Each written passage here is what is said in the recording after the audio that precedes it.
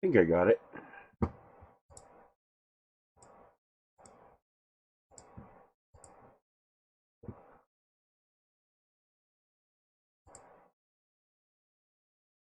Hello, Chris Gulata.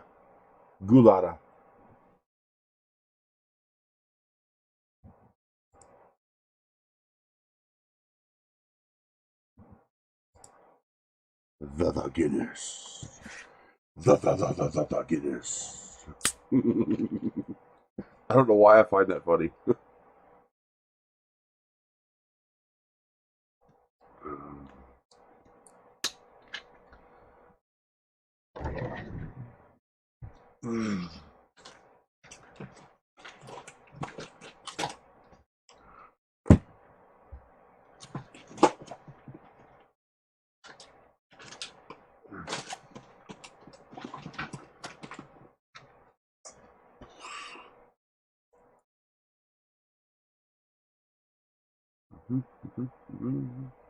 This one.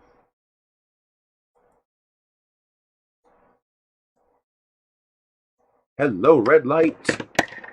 From your crane? You're in a crane like you're doing construction work? Send me a picture. I gotta find the Jazzla. It's here somewhere. But that is going to get done.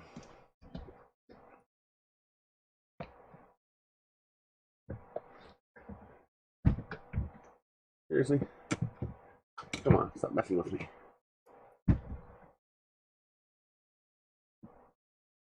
El Mariachi. Alan Loosely and Stan Lee. Hello, Joe. Yeah, it's my NASA shirt.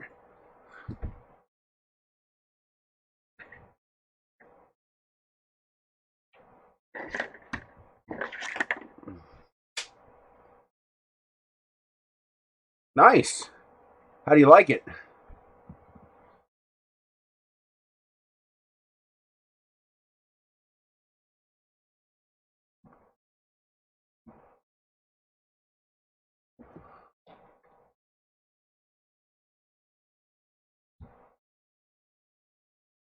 No, I haven't. I've found that trying to, they know me. They've sent me printers before. I've found that trying to send them a request doesn't tend to work.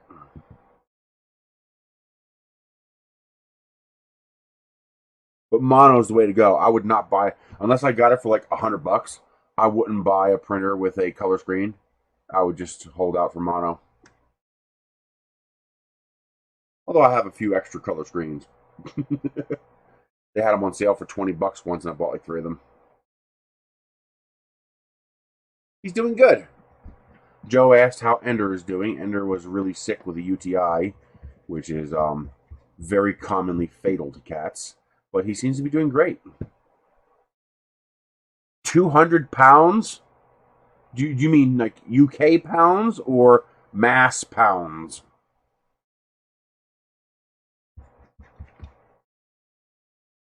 Oh, really? That'll be interesting to watch. JM Digital mentioned there's a new documentary on Netflix about the Challenger incident. Okay, UK pounds. I thought you meant it weighed 200 pounds. I was like, God damn. More light.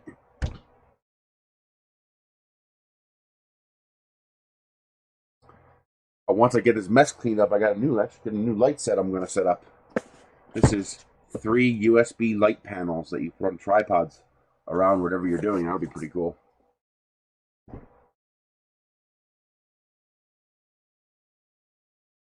Uh-oh. Sunlu is a major company. I can't imagine they're going to burn anybody.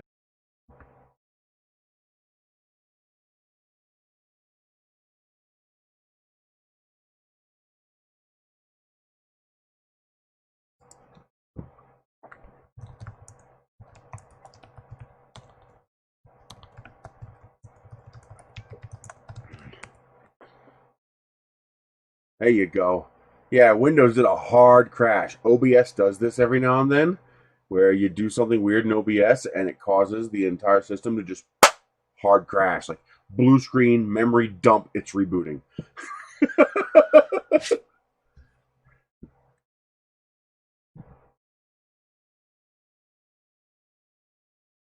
Yeah, maybe Sunlu saw my Sunlu is a major company. They've been around for a while. I can't see them screwing people. I sure hope not. Exactly, they're on Amazon already.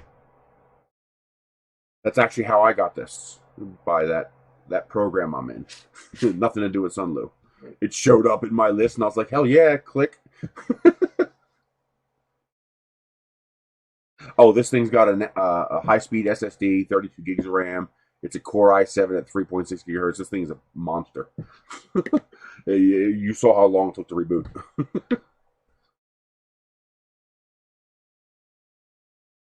That's not good. That's really not good.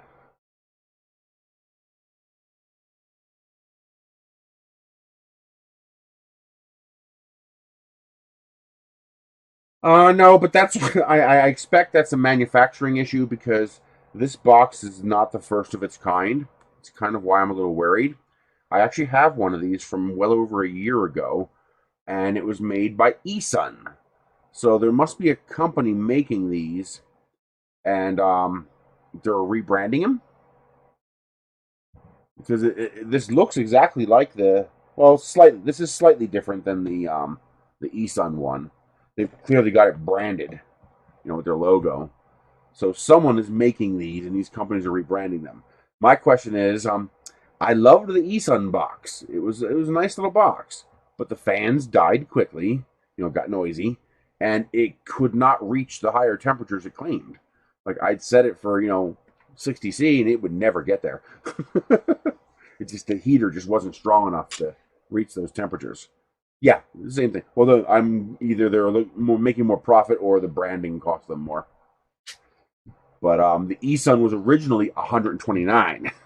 Yeah, it was originally very expensive. Space FPV asked about Ender. Ender is doing well. He had what was called a UTI, a urinary tract infection. Urinary tract infections are particularly lethal with cats. Two reasons. One, they die fast when their urinary tract gets blocked up, like 48 hours dead. And on top of that, cats cannot repair their kidneys.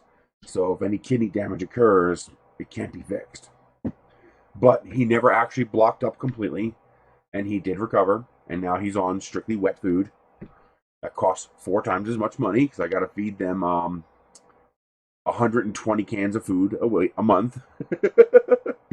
So, well, the point of this is that you can put a roll in it and you can use it while it's doing its work. And if this is the same as the Esun, if it has the same functionality, it'll also weigh the roll. So does this one weigh the roll?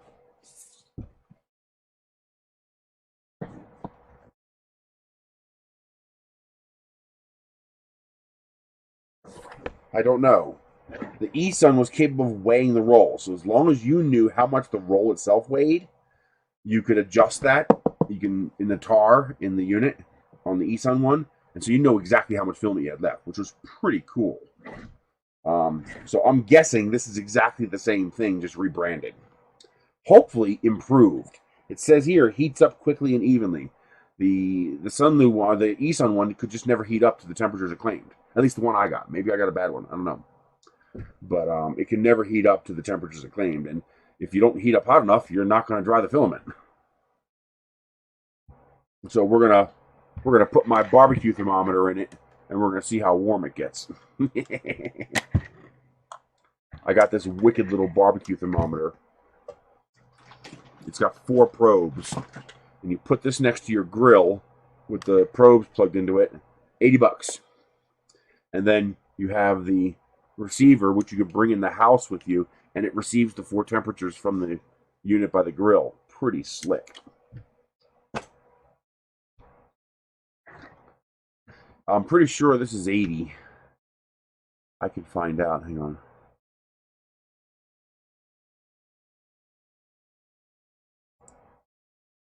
Well, for me, part of the point of paying that kind of money is to have the weighing capability. If it's just a dryer, I'll just buy a food dehydrator for $40. But for me, the whole point is the custom temperature. It's a dry box that you can feed the printer from, so you can run a piece of PTFE tube to this and have dry all the way to the printer. If you've ever printed with nylon or PC, you know that's pretty important because the roll can actually get wet sitting on your printer while you're printing. And then, of course, weighing it tells you how much you have left, which is really important when you're using $60 roll filament. You don't want to run out. So I'm hoping it's been improved. And I'm hoping Sunlu gets off their ass and doesn't try to burn people. I've had good experience with them. I hope it's just a screw up and not a we're fucking you. Yeah, it's $80.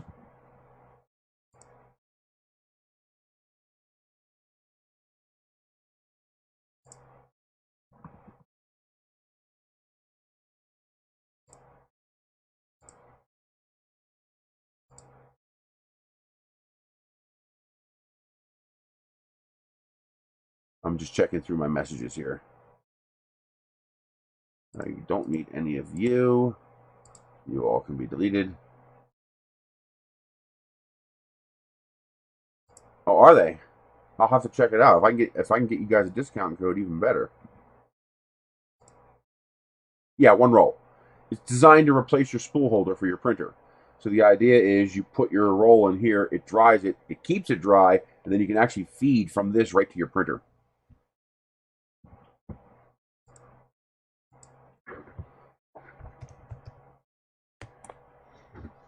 I am going to contact them.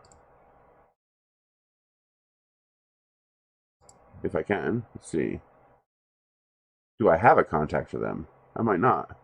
Oh, I did. It might have been through like Facebook Messenger or something. I'll have to see if I can get a coupon code.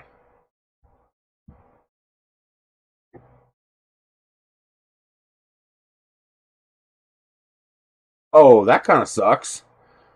Lower than a Kickstarter price? Ouch.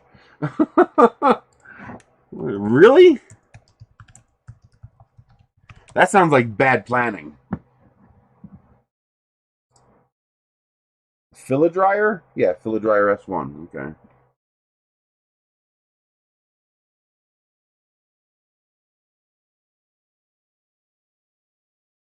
No, the Kickstarter price was $35.99. $45.99, $50.99.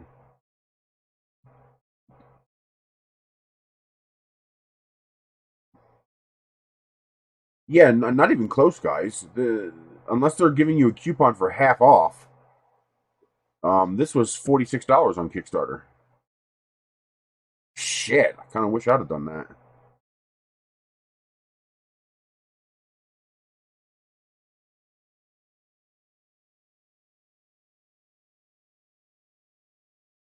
Yeah, they were selling these two for one. $79.99 would get you two of them.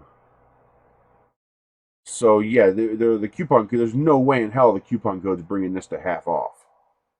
That'd be amazing. Check.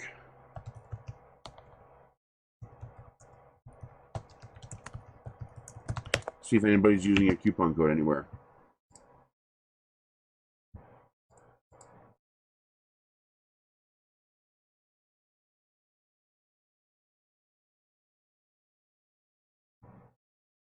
Nope.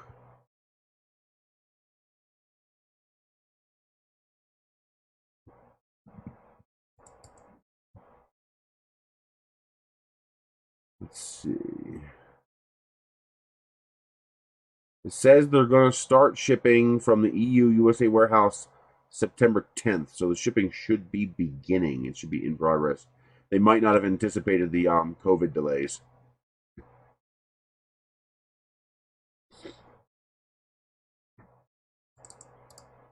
I'll look that up too. Hello, 3DP.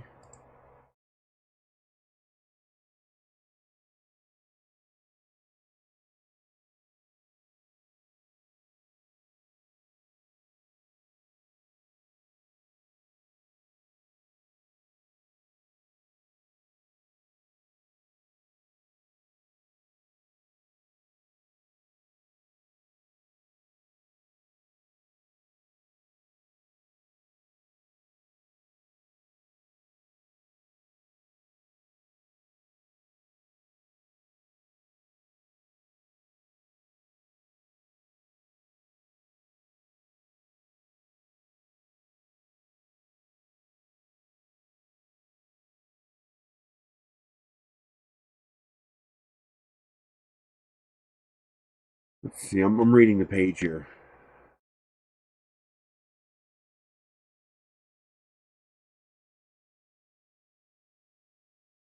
The bed went to 160C? Holy crap, dude.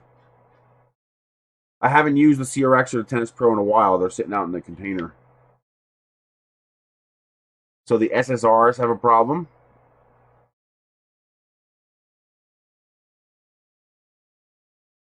Yeah, I'm very ninja-like. I'll freeze in place. Then I'll strike.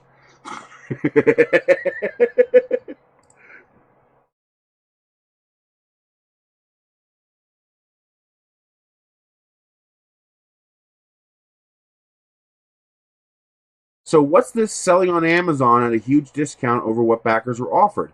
It's $80 on Amazon. It was $45 on Kickstarter.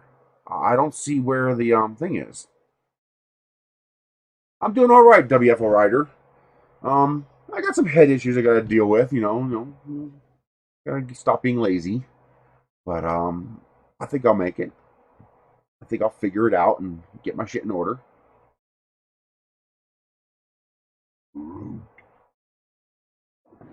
Yeah, I would imagine the PLA didn't like that.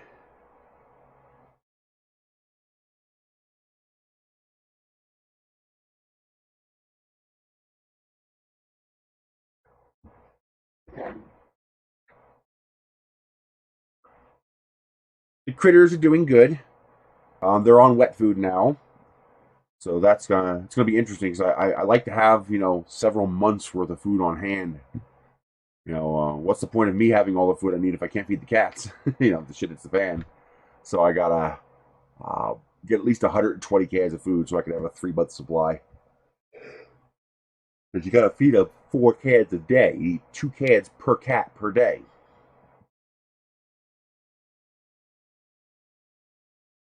Well, this guy's saying that started selling on Amazon at a huge discount over what backers were offered. Backers were offered $45. This is selling for $80. I somehow doubt they have a coupon taking it below $45. Yeah, I'll absolutely keep an eye on that. Is there any way to identify it, or is it just a bad batch? Because mine are pretty old, so they might predate whatever bad batch there was. Like, is the electronics failing and turning on the SSR, or is the SSR failing and seizing up in the on position? Which is kind of funny since that's kind of the whole point of the SSR for the safety feature. To avoid that.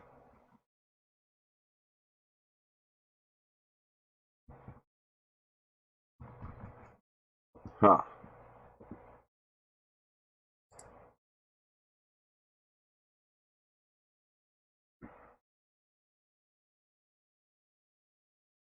I don't want to take a chance. I mean, if he gets sick again like that, it'll probably kill him. So I'm not even gonna risk it. I looked in to see if there's any gravy food. I know with dogs, we used to be able to get this dry dog food where you'd mix it with water and it would turn into gravy. And okay, so you've had yours for a couple of years. Interesting. Maybe I'll just replace the SSR.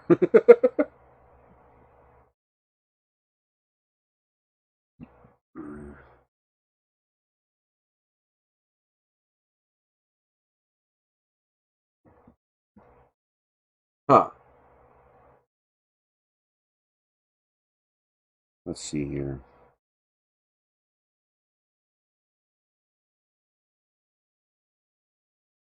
This one.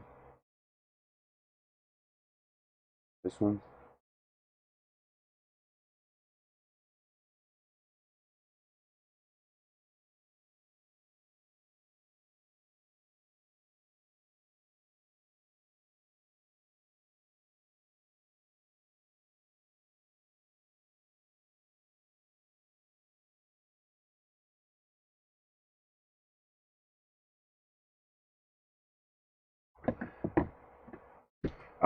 It is. I can usually get it for around 45, 50 cents a can.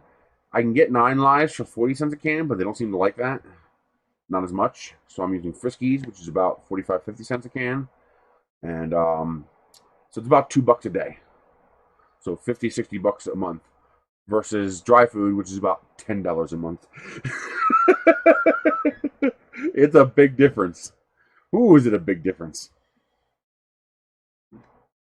Because I would buy a 20-pound bag of dry food for like $13 from Amazon, and that would last 2 months, just about 2 months, just shy of 2 months. So it would be like $8 a month or $7 a month, and tuna is even more expensive. It's 70 cents a can on sale. That's how I knew Ender was really bad, when he just would not eat. I said, oh, wait a minute, let me grab a can of tuna. That'll make him eat. Nope, he wouldn't eat. I couldn't believe he wouldn't eat a can of tuna. Blew my mind. So he went bigger. Yeah. I'll probably just replace them. They're not that expensive.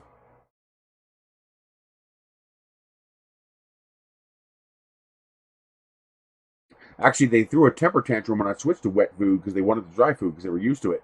But now they seem to be used to the wet food. It's amazing how much more expensive it is.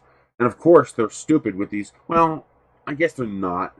You feed one cat twice a day. You need a can for each meal. So I guess the size of the cans makes sense. I keep hitting up Vine to see if there's any cat food.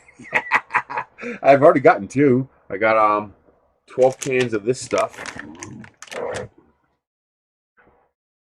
Matt B asked what happened to Ender. Ender got a UTI. If you go to lifeofnerisse.com, you'll see a couple clips on that.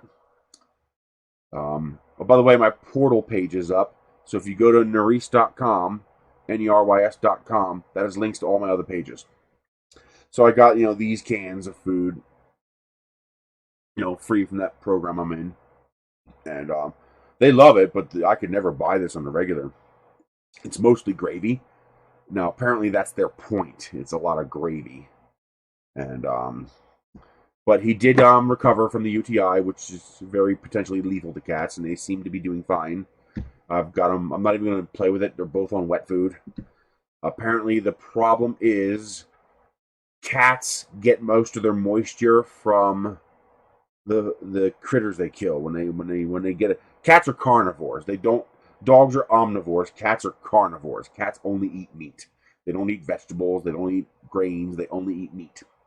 And so they get a lot of their moisture from their food. Now, because we live in a desert, I live in New Mexico, a very dry environment.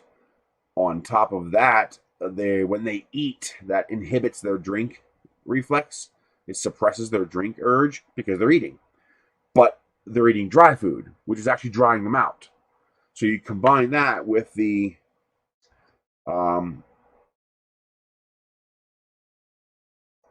you combine that with the desert environment I live in, and well, urinary tract infection is pretty much a given. They say they see that a lot out here. I mean, like dozens a week they see that, and you got to tell people you got to use.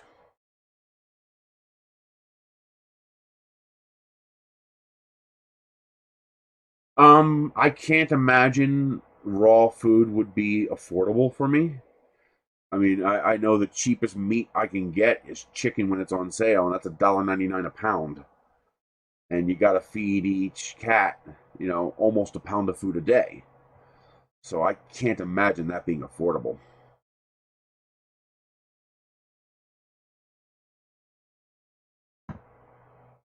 Maybe back in Pennsylvania where I can get meat cheap, but here in New Mexico, meat is very expensive. Or at least it's.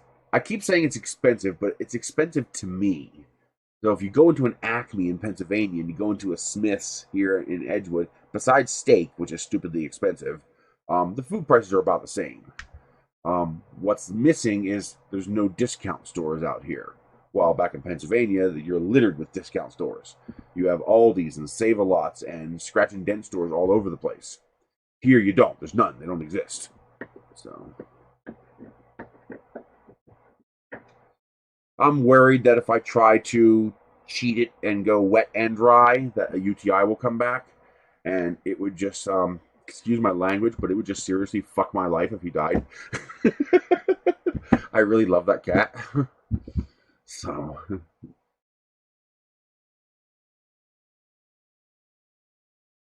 Yeah, I've seen that there is food for urinary and hairballs. I wonder what the price is. Um, Urinary cat food. Because I might be willing to go half and half on that if it's affordable. Okay, so here's Purina 1 urinary tract health formula. And here's IAM's urinary tract health. And here's Hill's Science urinary and hairball control. So how big are these? Okay, that's a 22-pound bag for $32. That's not bad. That's a 16-pound bag for 23, 24, and that's a 7-pound bag, so we're definitely not using that. Holy shit. 15-pound bag, $42. Woo!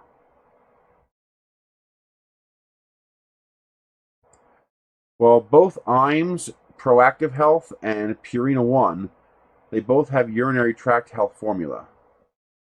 I'll have to talk to the vet, see what she knows about this, because that would dramatically lower my costs. If I could just feed them like 1 can of wet food a day, or 1 every other day, and use this food as their regular food, that would be so much cheaper. Exactly. I'm going to talk to the vet first. Well, yeah, no kidding. Raw liver would be a fantastic thing for a cat. It's also a little expensive out here.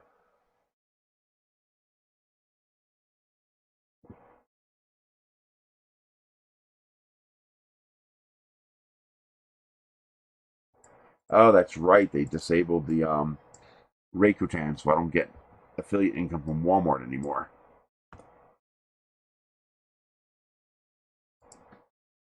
Let's see. Yeah, I'll definitely talk to the vet first. If she says absolutely yes, then I'll do it. If she is even slightly on the edge, I'm not even gonna try. Yeah, liver's $2.50 a pound. So that if I were to feed both cats liver, that would be 5 times 30. That'd be $150 a month in food. That's more than I eat. Not yet. I told you I can't eat them until they legalize political cannibalism. I'm not going to prison.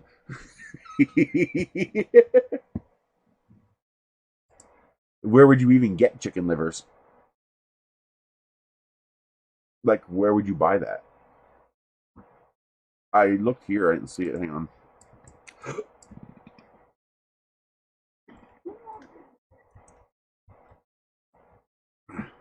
Exactly. We got to trick Congress into legalizing political cannibalism, and then we can go to town.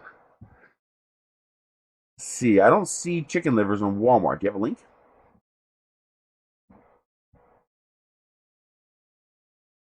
I'm assuming this is something that's refrigerated. I'm in grocery, and I don't see chicken livers. Maybe it's a regional thing. Not every place has it. I see chicken, but I don't see livers. And when I type in livers, I only get beef.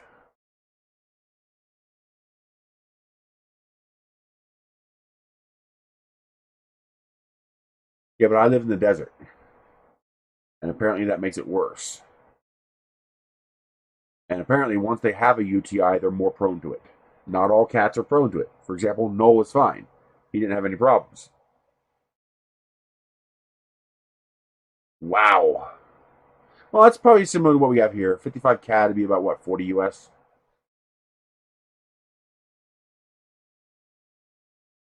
Jeez. That sucks, Ron. I'm glad he lived.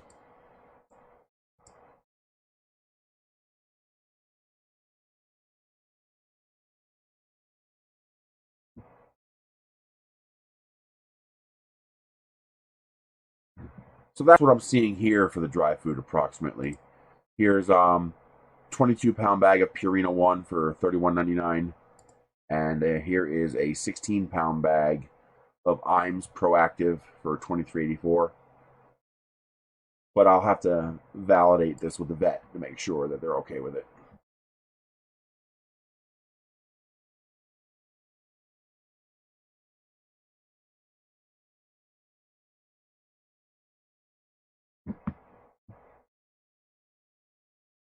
Foster Farms. Hang on.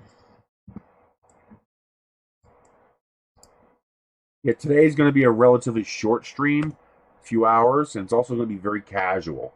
So I'm going to show you a few things that I got here, but otherwise, just very casual. Just, we'll chit chat about whatever. I do have some new machines coming. The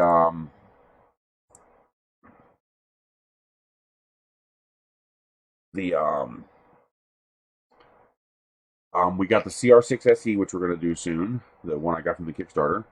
They're also sending me their new resin printer, which has a monochrome screen, and they're sending me the new Ender 3 Max.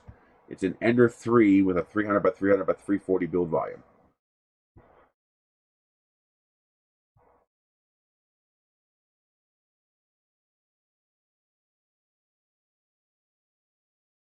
Oh, wow.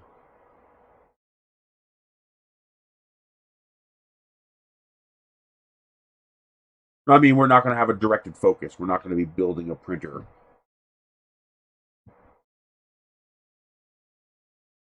Yeah, I bet they did. That must be something that's regional. Oh, wait a minute. What's this? No, that's an emergency food supply. I do not see these livers on Walmart. This might be one of those. Yes, they are a pain. They make a tool that makes replacing them easier. I'm actually been looking for it. I keep hoping it shows up on my special site, so I don't have to buy it because I've just like stopped buying stuff from Amazon. So I guess that's one good aspect, because it really pisses me off when I finally break down and buy something on Amazon and it shows up on my special site the next day. Like a couple days ago, I said, okay, I need screws. I need flat, screws that have a flat thing and they're not concave. And so I finally broke down, bought 100 of them, and I tell you, day and a half later, it's on my special site. I was like, "Are you kidding me?" It's like no fair.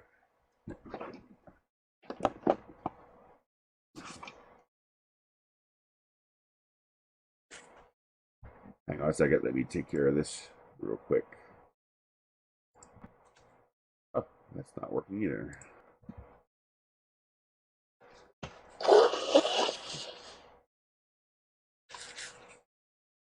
Someone pointed out I shouldn't be doing that on screen, and they're right.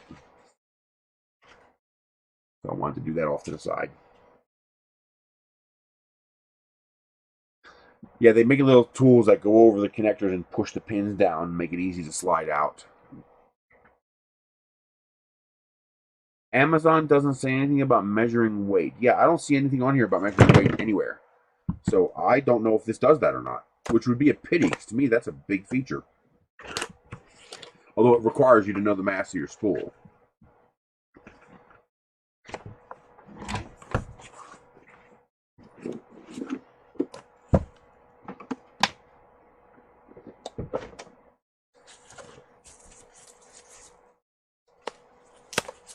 Hey, Ian.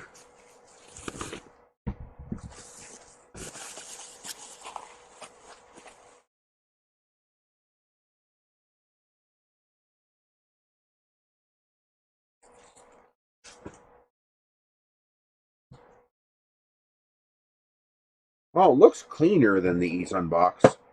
Esun box is a little rough. I like the spool-shaped styrofoam with the stuff inside. That's kind of cool. Oh, that looks like a much bigger heating element, and this does not weigh. Yeah, there's 2 rollers in here, and they don't move, which means this does not weigh anything. That's a big pity. Foam padding on the sides. I'm guessing this whole thing is the heating element. Now this can take filament. If you have the thin rolls, you can actually put 2 in here. And you can exit it either through here. There's a little rubber stopper here, or you can exit it through here. You can stick your PTFE tube in here and have it come out there. I would rather come out here because that's going to flow better from the roll. Here's not going to flow very well. No, it won't flow bad.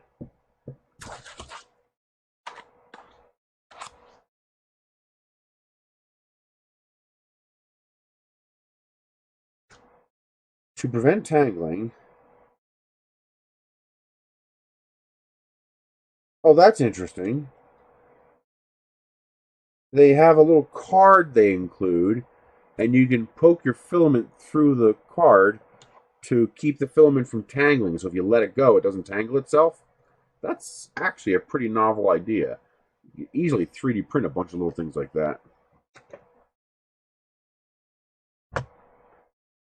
At 12, we'll repost for the stream.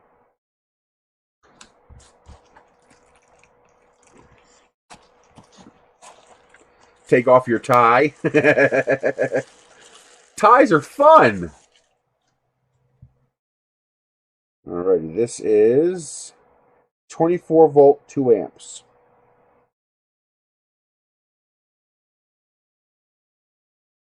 And links for all this stuff will be in the description, of course.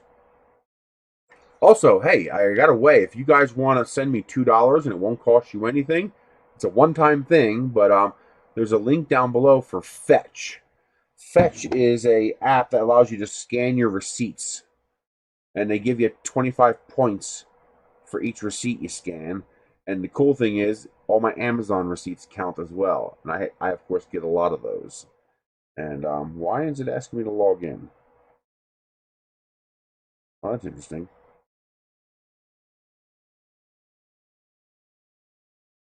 So, it's a little app. They sometimes have deals where you can get certain things, which I'll look for if the points equal the product. So it's basically free. And so every 1,000 points equals $1. So if you sign up for Fetch and scan your first receipt, I get 2,000 points. You get 2,000 points too. But the point is, 2,000 points is $2. So that's a way for you to give me $2 for absolutely free. I'm still waiting for Dodson to finish his sign up, because if he does, I should get 4,000 points. They had a promo going. But yeah, it's pretty neat. There's a code down below or a link. Do that on your phone so that I get the referral when you sign into Fetch. And if you don't like it, delete it.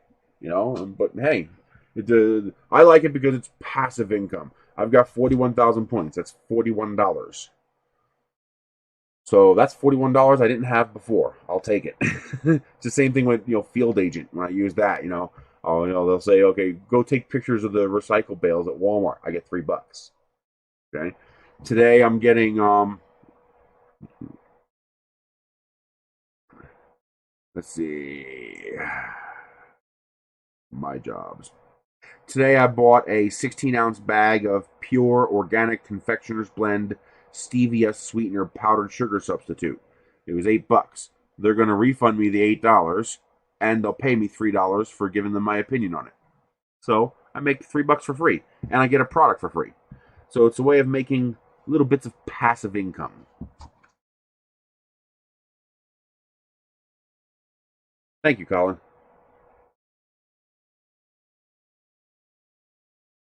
I know, isn't it funny? It's like an inverted T-Rex. Big hands instead of little hands.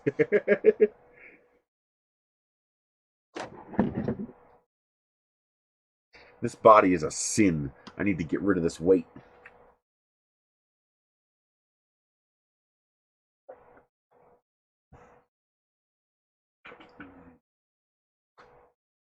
It's called Fetch. Fetch. There's a code down below, or click on that link from your phone. You gotta put in that code or click on that link, or I don't get credit. And I get 2,000 points, which is $2. I mean, that's like giving me $2 for nothing, and they don't take any of it. I get the whole $2. If 500 people did that, that's $1,000. Yeah. Let's see. How do you turn this on? You just press it. Okay. Okay. So let's set it for, okay, the maximum is 55C.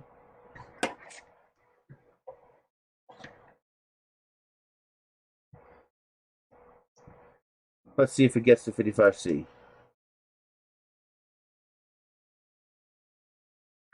Currently at 24 and rising. Wow, that's accurate. It went to 25 and that went to 25. I wasn't expecting that.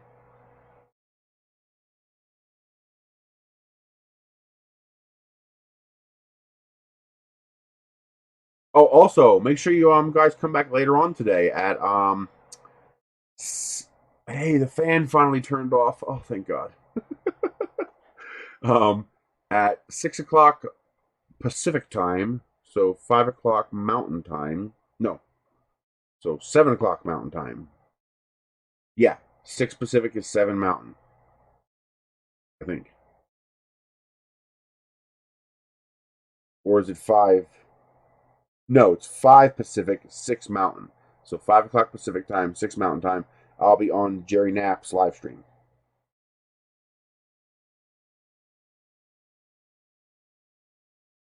Yeah, 5 p.m. Pacific.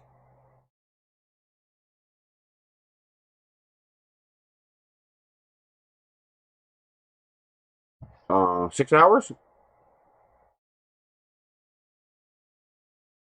Yeah, about 6 hours. A little over 6 hours. So six. Wait a minute. 8 o'clock Eastern. I'm 2 hours. I'm 2 hours difference from them, so it'll be 8 o'clock Eastern, I think.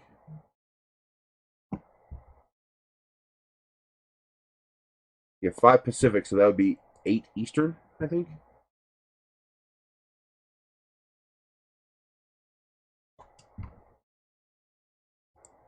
U.S. time zones.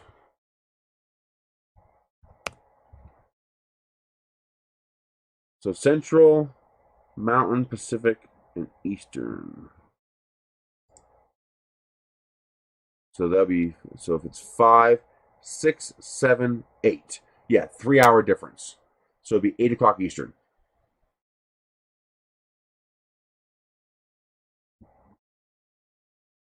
So 5 his time, 6 my time, 8 Eastern time.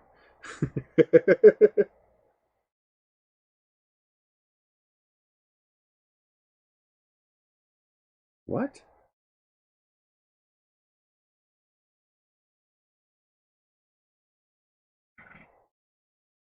Oh yeah, this is more gray. Maybe it looks blue on a camera, but this looks gray to me, so it's a white backlight. I just realized that he's talking to me about what I'm doing now. I got him backwards. It's 5 Pacific time. It's 6 my time, right? Yeah, 6 my time, 8 o'clock Eastern time. Yeah, that's more gray. That's a white. Maybe it looks blue in the camera, but I would call that a white. There is a lag. This says 43. That says 38, or 37. But that's actually pretty normal. You dirtbag. I told you to get up in that pile.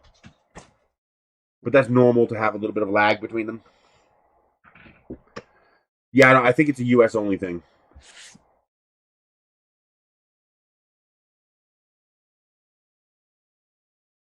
Oh, okay. That's legit. I can see them making that kind of a screw up.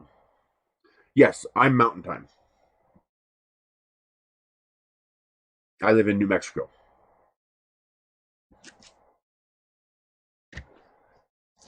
So we are 45 here. We're 40 there. Well, that's already better than the Esun. The Esun couldn't reach 40.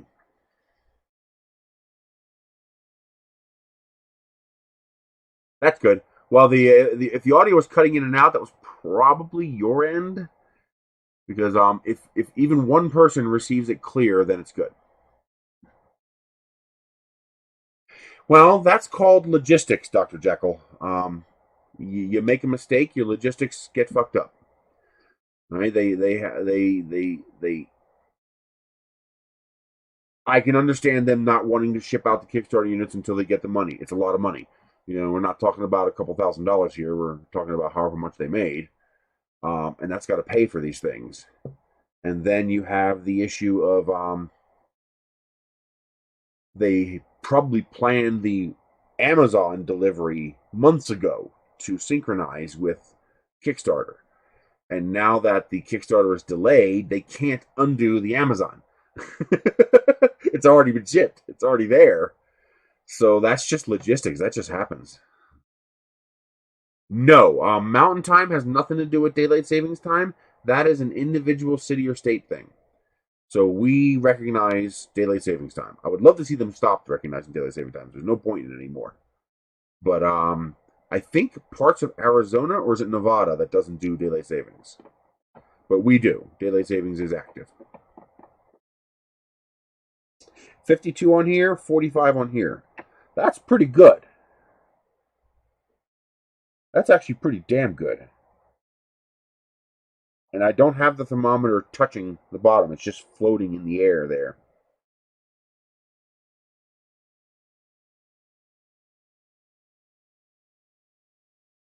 And then eventually the air temperature in here should catch up. So Arizona doesn't do daylight savings. Okay.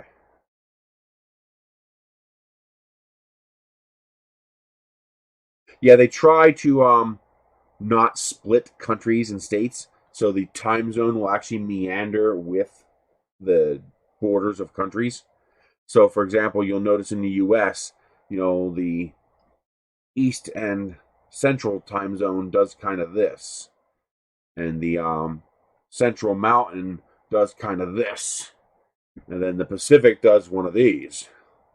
And the point is to try not to split a state, so you don't end up with one state being half one and half the other.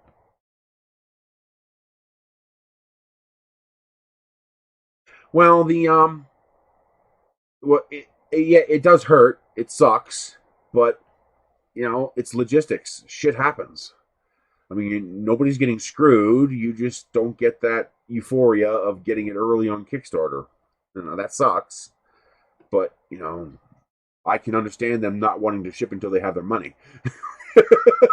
Even if it is their error. You know, apparently they screwed up and submitted the wrong details. But I can understand them not wanting to ship until that is corrected. All right, we are hovering at 55, 56 here, and we are up to 47 there. So this is actually getting up the temperature. Wow. As long as you get the product, put it this way. I have several Kickstarters that I've been waiting for several years to get the product, and it looks like I'm not gonna. I was really I mean, I know about Peachy Printer and its problems, but I was a backer for Sabertron, and I was really, really hoping Sabertron would succeed. But I think they're done. They haven't said so, but it's been long enough, and the updates have been thin enough that yeah. Kickstarter is literally venture capitalism. All right, you're guaranteed nothing. You are literally taking a gamble and pissing your money in the wind. So, do you trust the company? Does it look legitimate? You have to act like this is one of the reasons why Kickstarter is a little dangerous. You have to act like an investor. And first thing you have to understand is you could lose your investment. Second thing you understand is that it's your duty to educate yourself and determine, do I think this is going to succeed? First of all, is it legitimate? Like, is it even possible to do what they're saying they're going to do? Does the company have a track record? Is the price reasonable? You gotta act like an investor. Yeah, angel investing. Yeah. So you have to that puts a large onus on you, which a lot of people aren't used to. Correct. Again, the CR6SE thing was a logistics thing. They had not considered the logistics of those add-ons. They were prepared to ship printers. You notice the printers without add-ons got shipped quick. I'm probably one of the first people to get a CR6SE from Kickstarter. And they have no idea that I ordered it through Kickstarter. You know, there's no crossover there. And I got mine lickety split fast. And the people who got delayed are the ones who had add-ons, and that's because the company screwed up and did not consider the logistics of those add-ons. While the logistics for Amazon are easy. You fill a container and you ship it overseas. It just takes time to get there. Well, yeah, regular investing would be more appropriate. But the point is, you have to do your homework and decide, do I think they can succeed?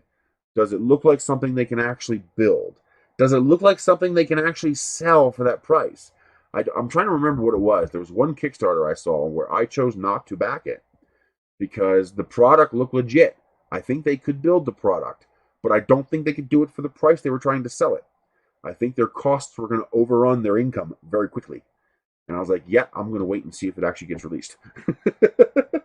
Because if you tell people, hey, we're going to sell this to you for $30 and it ends up costing you $50 each to get them out the door, you're going to fail. And so you have to do that. Now, I would have trusted this from Sunlu. Sunlu's a company that's established. This is a product that's established.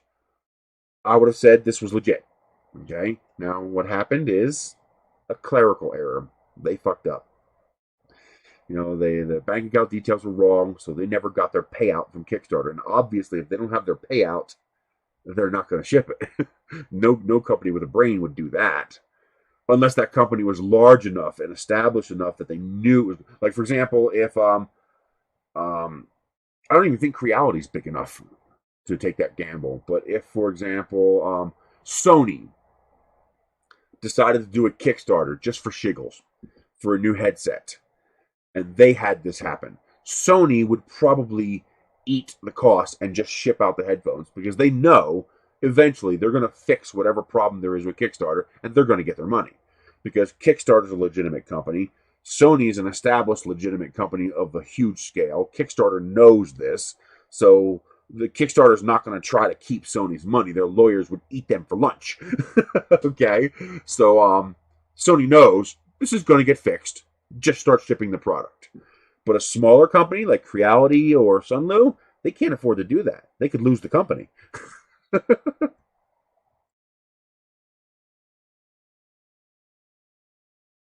That was okay. The guy who bought a house, that was the Peachy printer. Oh, maybe there was another one, the Ono. I don't know. But that also happened with the Peachy printer. And it wasn't a scam. It was get fucked. That's what it was. The guy had a financial partner, and his partner embezzled the money and used it to build himself a house. And the guy who actually invented the Peachy printer got fucked. There's nothing he could do about it. I mean, I feel so bad for that guy because it wasn't his fault. I mean, he did everything right except that his partner fucked him. The Peachy printer guy didn't get a house. The Peachy printer guy's financial partner embezzled the money and got a house. I didn't back the Ono.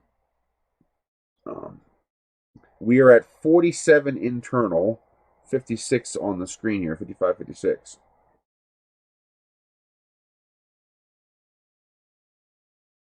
Now, eventually, this might get warmer with a roll of filament in it because the filament itself will act as a heat sink, act as a thermal battery, as it absorbs heat. It will be more capable of heating this volume of air. Right now, you have combat occurring between the heater inside heating up this air and this emanating heat. See, I can hold my hand here and I can feel that this is warmer than ambient. So this is bleeding heat into the atmosphere. And the question is, can that produce heat faster than this can bleed it?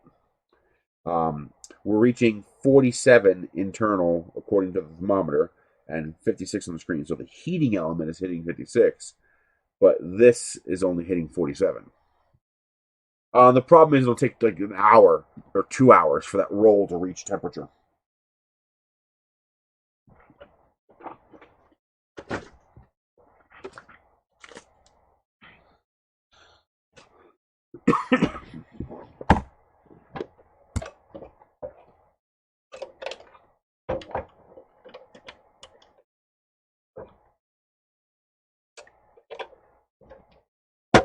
Give it a little thermal mass. It's going to cool down rapidly. Yeah, it's already dropping because I opened it, but that'll bring it back up.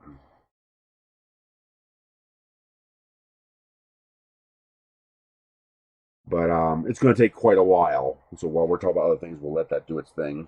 Is that ABS? Yes, that's ABS, so I know it'll handle the temperature. It'll help, yes. Well, the big thing is the filament itself will act as a thermal battery and allow it to the filament is not going to bleed its heat as readily to the air as just the air on the case will. So this will actually work better with a roll in it. Like I just put that, you want to talk about thermal battery, I just put that roll in there and it dropped to 36. Because now that roll is busy sucking up all that heat.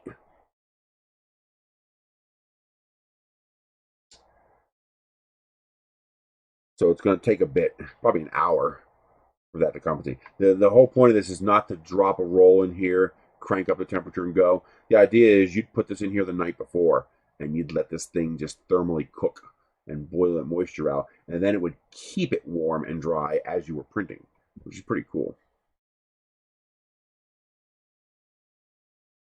Yeah, I can do that. We'll do that later. Actually, I got a second one.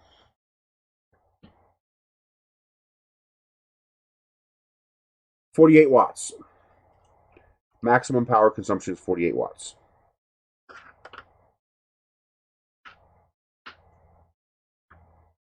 Now yes, if you're drawing 48 watts, that's 48 watt hours. Although, of course, this might be variable. The heater's going to cycle, so it might end up lower than that, but that's maximum power. Robbie Mac. I am doing pretty good. I keep my victims happy.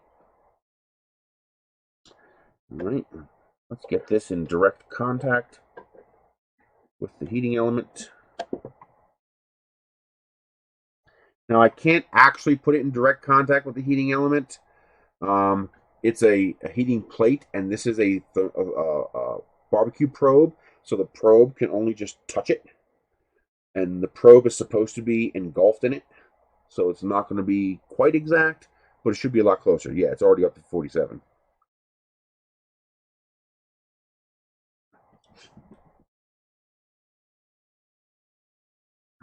These were pretty neat. I got these from that program. So these are some badass little mag trays. Comes with a set of 4. So you get these 2 little ones. Ooh, they push apart. Nice. Magnets are fun. And then you get these 2 big ones. Oh yeah, it's already at 53. So you get 2 big mag trays. So I'll be using these when we build printers so I don't lose those damn screws.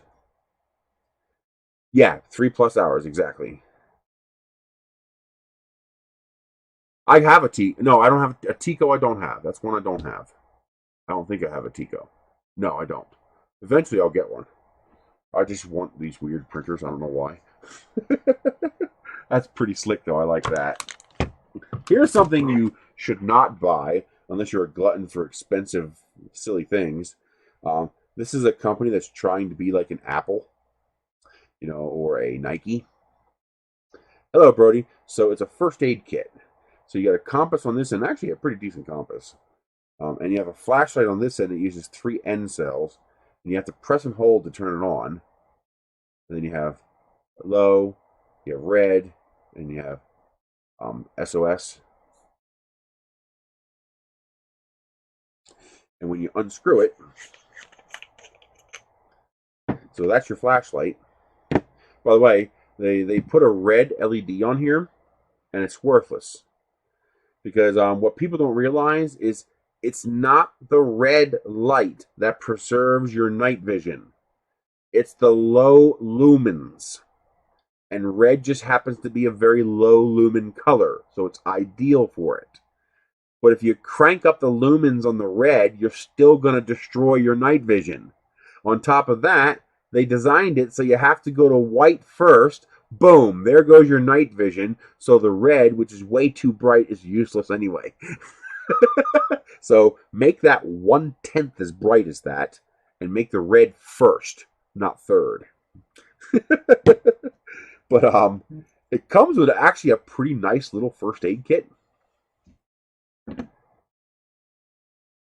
I've tried Wera wrenches, the Allen wrenches. I got to try them one time.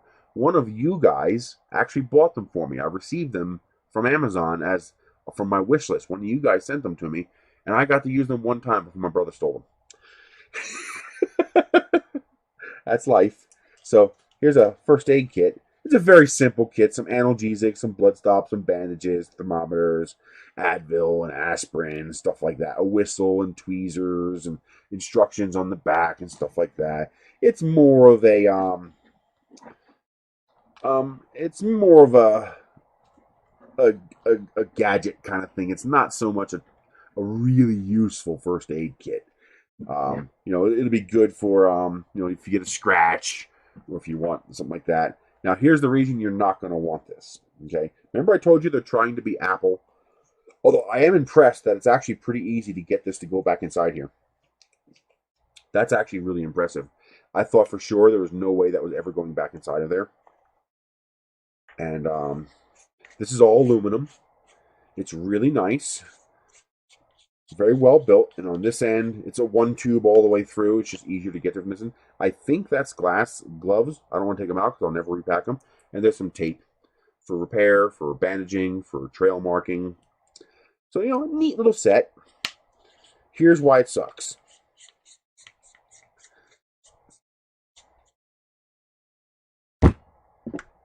$125. I'm not kidding. It's $125. Let me bring it up. Now they have a whole set of them. So they have a mini cache, they have a camp supply set, they have a flask 9-ounce set, and they have the emergency set. Then they have another supply set. They have a couple of different ones, and they're all very expensive. So now, if any of you guys are wealthy and you just now, I could see somebody who has like a $50,000 Jeep. I can see them buying some of these because they can make mounts to mount these little boogers to the ceiling in their Jeep, or make a slot for these tubes to slide into their Jeep. I could see them doing that just for a show truck. I could see that. I can see wealthier people buying these for that reason. There's a link to it. But your average Joe, it's not even ultra lightweight for the high-end hikers. I mean, it's heavy. It's a big aluminum tube, but $125. Jesus. The only reason I got it was because it cost me nothing. It's like, god damn. That's a lot of money. And you can see here. So here's their thing. $125. And they have others. So here's I tried to get this one, but I missed it. This one, the ETV was $0, so I grabbed it. This one is $95, and the ETV was $95, and I decided I didn't want to get it because if I have to pay taxes, that would cost me $25, and I don't think it's worth $25. But this one here has got like 2 shot glasses and a flask and an LED. This one here has got some tools with some outdoor essential stuff, probably a little bit of rope, string, stuff like that. Not when I say, okay, you're talking about rich people. When I say wealthy, I'm talking about the guy who's got $50,000 into his lifted truck. I can see him wanting something like this because it would look cool in the truck. Imagine the dashboard on the truck and you have little clip-on mounts and you go, click, click, click, and you have 4 of these lined up and they're all the same size. They look good. They're all aluminum. It looks good. I can see a market for this. There is a market for this. It's just not me and you. There's definitely a market, though. See, you got the red one, the green one, the black one, the silver one. I could totally see somebody with a show boat or a show car doing something like this because it just matches their style. Hell, I could see somebody with an umbrella corporation vehicle, and they have a set of these in each one, and one of them has the T virus in it, and well, that would actually be pretty cool. And so there is a market for this. There's no question. Not really. I mean, it is nice. It's machined aluminum. The parts are very good quality. I mean, it's not like they took a $10 Chinese product and slapped a $125 price tag on it. It is decent quality. Even what they do include is decent quality.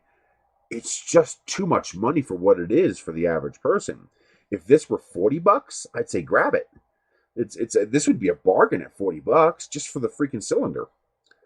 But at 125, that's a special market. That's a particular niche that you're looking at, and I guess that's what they're trying to do. The profit margin has to be insane, because I bet you it cost them $15 to make this, unless they're doing it by hand. But I bet you it cost them $15 to make this. They're looking for, maybe though that kind of person, yes. But there are, when you put a lot of money into a project, you want things to be a particular way, and I get that. That actually makes sense to me. I could see the Jeep guy having these mounted on the dash, and you got the first aid one and the drinking one and the camping one and the supplies one. I could see that. Yeah, $40-$50 would be worth it. Unless you're the one being killed. Well, I can tell you this: the temperature is exactly what it should be. The heating plate says 56 and the thermometer says 56. So the thermometer is accurate. Even in China, this would cost more than $5. I mean, it's actually a pretty nice flashlight. It just has some functionality flaws. The flashlight itself is pretty nice. Even the compass, and the liquid-filled compass is pretty nice. I mean, for a cheap compass, that's not bad. And the machining is fantastic. I have none of that squeaking and crap from cheap threads. This unscrews, and there's 3 end cells inside of here. Those are basically mini AAAs. And even this bag is pretty well designed. Like, I never thought I'd be able to get that back in there again, but they thought of that, and you can repack that. I do wish it came with a bit more first aid supplies, but then again, it wouldn't fit. Nice. Thank you, man. I appreciate that. I should actually be able to see that.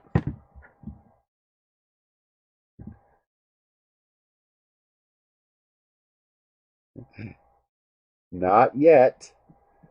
That's coming.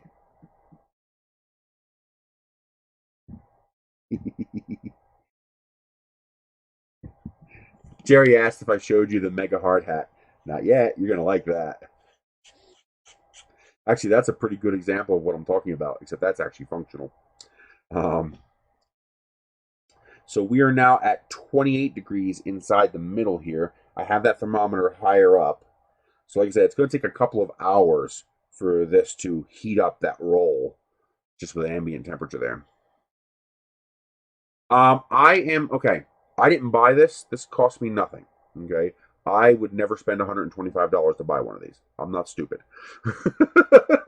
It's not that I wouldn't. If I had the money, I would, because I think this is pretty cool. This has a cool factor that I like, but I do not have that kind of financial freedom. I would rather buy another printer than buy this. I am in a review program. I'm not going to say the name of it because I'm not allowed to. There's a non-disclosure agreement where I can't go telling people I'm in this program. If you figure out what this program is, and you probably will, don't post the name of it. I don't want to get in trouble, and Amazon does look at this kind of stuff. I shouldn't have said that. Well, it's all through Amazon. But anyway, I'm in a review program. So I log onto a site, I pick what I want, and they send it to me for free. Now, normally I have to pay taxes on this, so this would cost me $30. The taxes on this. The Creality Wi-Fi box, I don't like it initially, but I love where it's going. I don't like it because I can't put my own files on it, but that's coming. And I love where they're going with it. I live in New Mexico, right outside Albuquerque in the East Mountains in Edgewood. They are going to be updating it so you can upload your own files to it. What I love about the Creality box is that it's flawless. I have never set up a connected device like that where I followed the prompts on the app and the instructions, and the process was flawless. I mean, start to finish, everything happened exactly the way it was supposed to happen, and I clicked print. and it worked. I'm impressed. I've never seen a Chinese product work so flawlessly out of the box like that. So they have something good there. I hope they will make it work offline. I hope they can add some functionality. For example, it's got 2 USB ports. I would love to connect a web camera to that USB port so I can see on the app what the printer's doing, because it also works remotely. It creates a DNS connection. Nice. Okay. Your tax for this would be the same as my tax for this. This, basically, the way this works, because of some companies giving people gifts to get around income tax requirements, this is considered a gift. So this is considered taxable income. So I will get a 1099 for the $125. Well, this actually has a 0 ETV, so I'll get a $0 tax thing. But put it this way, I've gotten $11,000 in stuff over the last 2 months.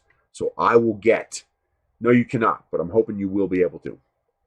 So I will get a 1099 for $11,000 from Amazon. But they didn't give me any money. What they gave me is stuff. So this came from that program. This came from that program. This came from that program. This came from that program. All this stuff came from that program. Here. $200 Technics wireless earbuds. They suck. Avoid them. There we go. $200 earbuds. I just wanted to hear what $200 earbuds sound like. They don't sound that great. The LG Tones, these are fucking amazing. They'll blow your mind. And even cheaper, the U-Green that I already did, even better. Okay, the LG Tone and the U-Greens, great. These suck. They don't suck. They don't sound better. And they're $200. So it's not that they suck, it's that they don't meet their $200 price point expectations. If I spent my own money on this, I'd be pissed. So I will get a 1099 from Amazon for all this stuff, because the IRS counts it as income. Well, I count it as income as well. Amazon paid me $11,000, which I immediately spent buying this. So I never even touched the money. They credit you, you get it, you buy this stuff. So because I'm an actual business, because I actually make a living on affiliate income on Amazon, I should be able to write all of this off as a direct write-off. So my taxes should have $11,000 income, $11,000 write-off for expenses. I should be able to do that. So this stuff shouldn't cost me anything. But that's why I have like 5 sets of these, because I'm going to review them. That's what I do. That's my job. And I do actually make a profit. I'll be getting 2 1099s from Amazon, one for this stuff and one for my affiliate income. So I will have a net positive income. So tax-wise, I should be clear. So this counts as income, which means you pay the same taxes as you would on your paycheck. So you're going to pay the 18.5% self-employed tax, and you're going to pay whatever your state tax is. My tax will be right around 5%.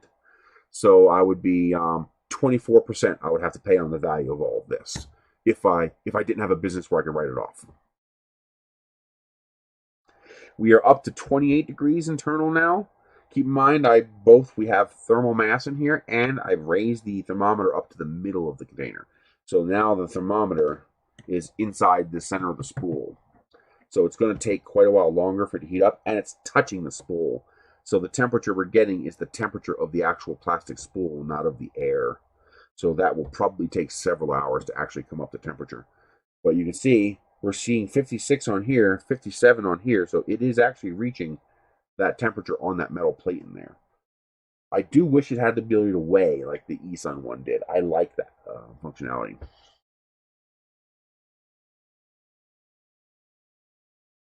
I trust Creality. What are they going to do? Hack my 3D printer?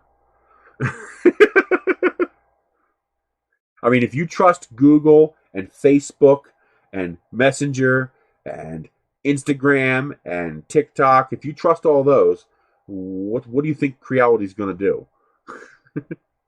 The filament can either come out of here like you see this coming out, or there's another port here that you can pop this open, and you can feed it out of this one too. I would prefer to use this one. Well, it depends. If your filament is going up to your printer, you want to put it down here. Share what, TK3D? I don't mind if you share something here. I mean, don't share affiliate links. I mean, this is my business. But if you want to share a link to one of your videos or something like that, that's fine.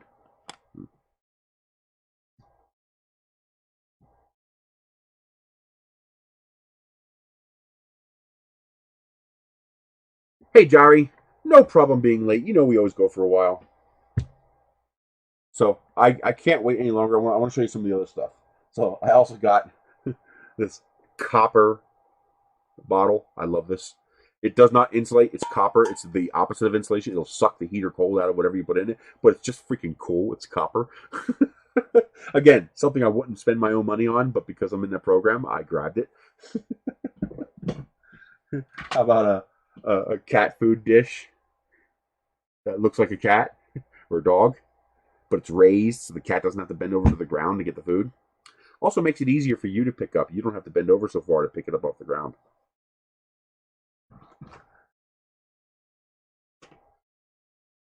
The real winner of me being in this program, yeah, that's okay. Yeah, now it showed it to me, so that means everybody should be able to see that.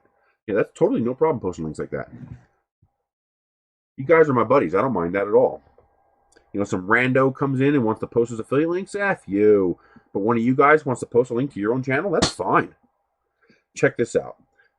The real winner is going to be Michelle, because she's going to have such an amazing Christmas. Oh my God. This is perfume. It's $90. I would never buy $90 perfume. $90 for that. I gotta say, it smells amazing. And the scent lasts. Now I understand why people buy expensive perfume. There is actually a difference. But it doesn't matter. I still wouldn't buy it without this program because I could not justify spending $90 on something like this. I think the ETV was like 16 cents. I was like, oh yeah, I'll take that. But yeah, that's amazing. I mean, so she's going to get something that she would never otherwise get because I could never afford to buy her this. Yeah, 100 milliliters. I got a LED lantern, stupid bright, and even on the lowest setting, it's more than bright enough to be useful. Again, something I probably wouldn't have bought. Actually, the price is pretty good, but you know, a nice lantern. You know, that's what I do. I get these gadgets and I try them out. I actually got a new YouTube channel I'm going to start. Once I put up the first video, I'll put a link on Nereus.com like I have the rest of them, because it just some things like today we're going to mix in a little bit of this stuff, but it doesn't make sense to keep injecting this kind of stuff into this channel. It doesn't make sense, so I'm going to create a separate channel just for this stuff. Now, here's the cool thing. We're going to switch to this camera because I want you guys to see this. This thing is so awesome. It is simultaneously the dumbest, stupidest, most ridiculous thing I've ever gotten from Amazon, and the most awesome thing I've ever gotten from Amazon. I love this thing so much. It's crazy.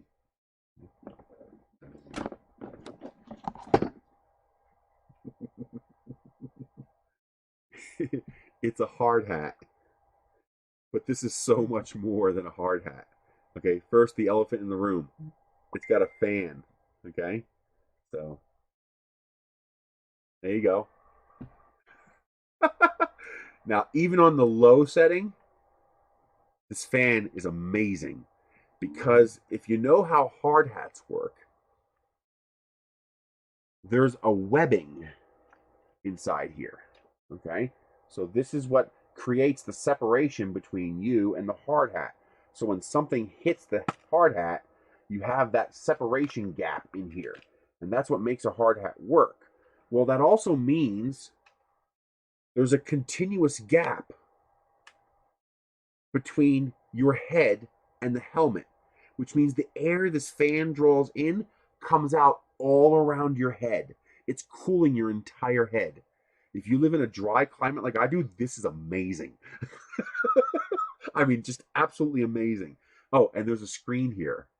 And that screen shows me I have 98% power left. Okay? Now, let's turn the fan off. And there's also this side. It's a flashlight. You, of course, have your lantern. and it's actually surprisingly effective. You can do your work, whatever you need, see where you're walking. You can also do SOS, and you can also induce seizures with your rave party, and then you can turn it off.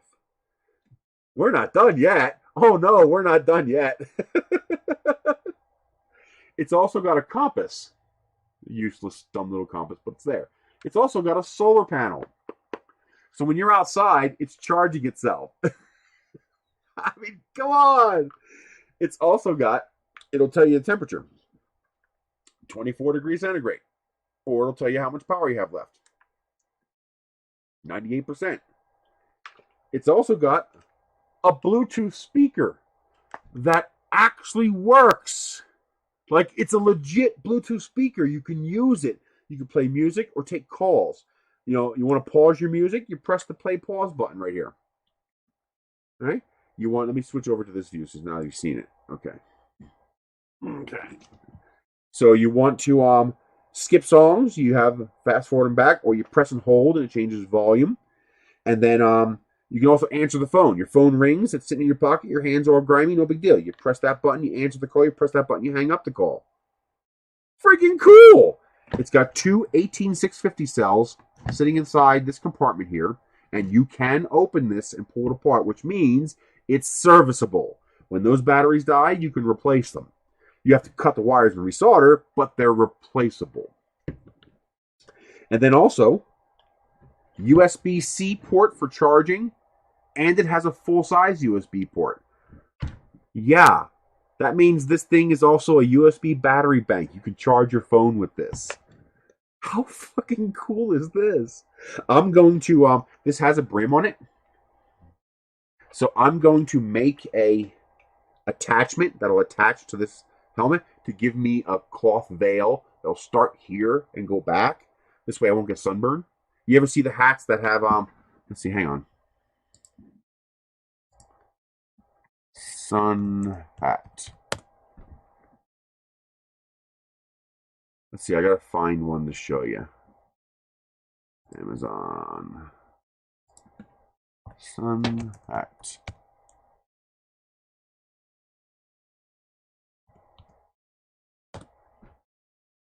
It's amazing. It's so ridiculous. It reverses back around to awesome. It's like the movie Airplane. It's so stupid. It's great.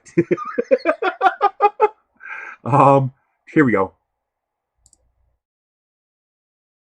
You see hats like this that have the that brim around the back so that you don't get sunburned, covers your neck and your ears. Okay, well, I'm going to add one to this. That'd be easy.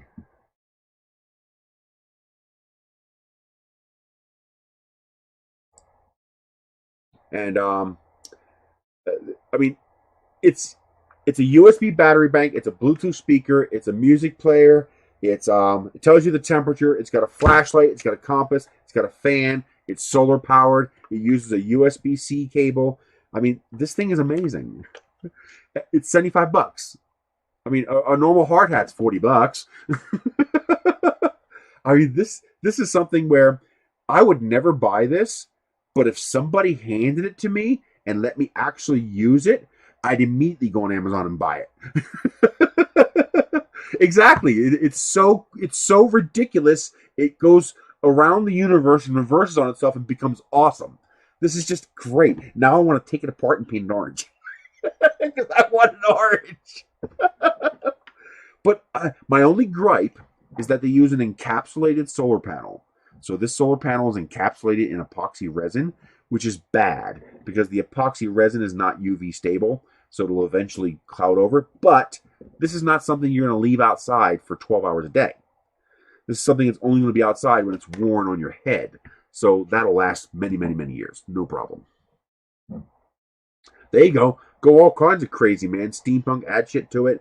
But it's just awesome. This is all removable and serviceable. It's adjustable.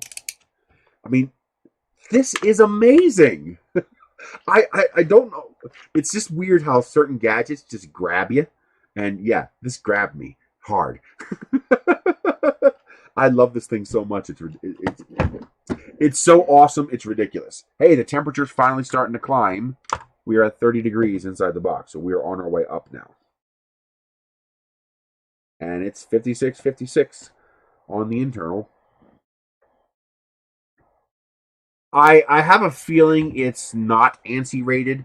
It's probably for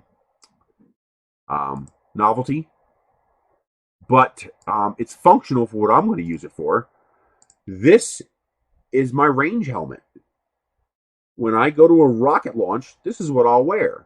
I'll be able to listen to music. I'll have a fan to keep me cool. If it's a night launch, I have a flashlight to look around inside the car or on the ground with. And if debris from a rocket hits me, this will protect me. Mandalorian helmet would be pretty cool, except for the fan. Although if you put the fan in the back, that might not be so bad. Yes. John Degenstein asked if I'm still liking New Mexico, and I love New Mexico. Although my city is spying on my social media. We're going to have a chat with them when I go Friday. Because I got a call from the town of Edgewood. I was like, what? Why are they calling me? And he says, are you building a shed in the back? And I was like, yes, I am.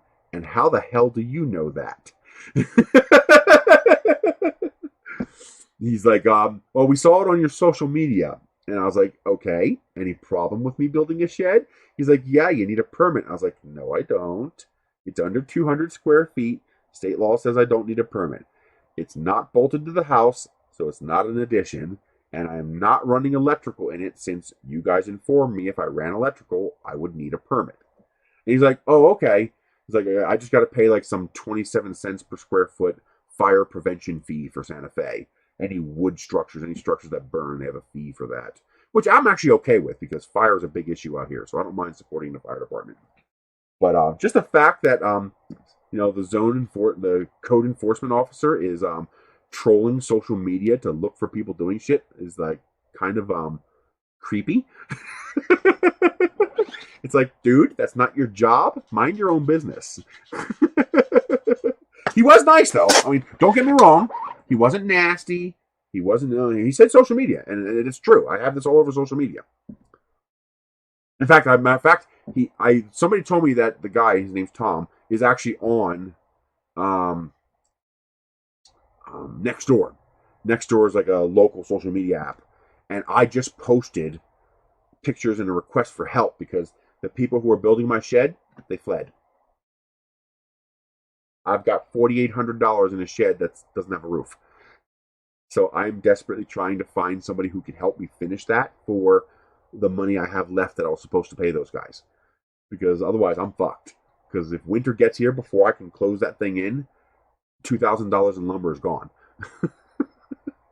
So, no, I believe it. He's probably on social media because most of my neighbors wouldn't complain. Because most of my neighbors have similar things and similarly don't like code enforcement. I got pretty cool neighbors. And I don't live in a city. There's no Karens out here. Karens don't live on dirt roads. So, most of the people out here are like-minded people. They want the city to leave them the fuck alone. They just want to do their thing. I also have one of the nicer yards on my road, so people aren't going to complain about that. It's not like I have a junkyard or anything. You see my neighbor a few doors down. I like the guy, but his yard's a junkyard. It's pretty amazing looking at it from the drone. Oh yeah, it could be a hater on social media, but I doubt it. I think he just saw my request for help and was like, hey, wait a minute.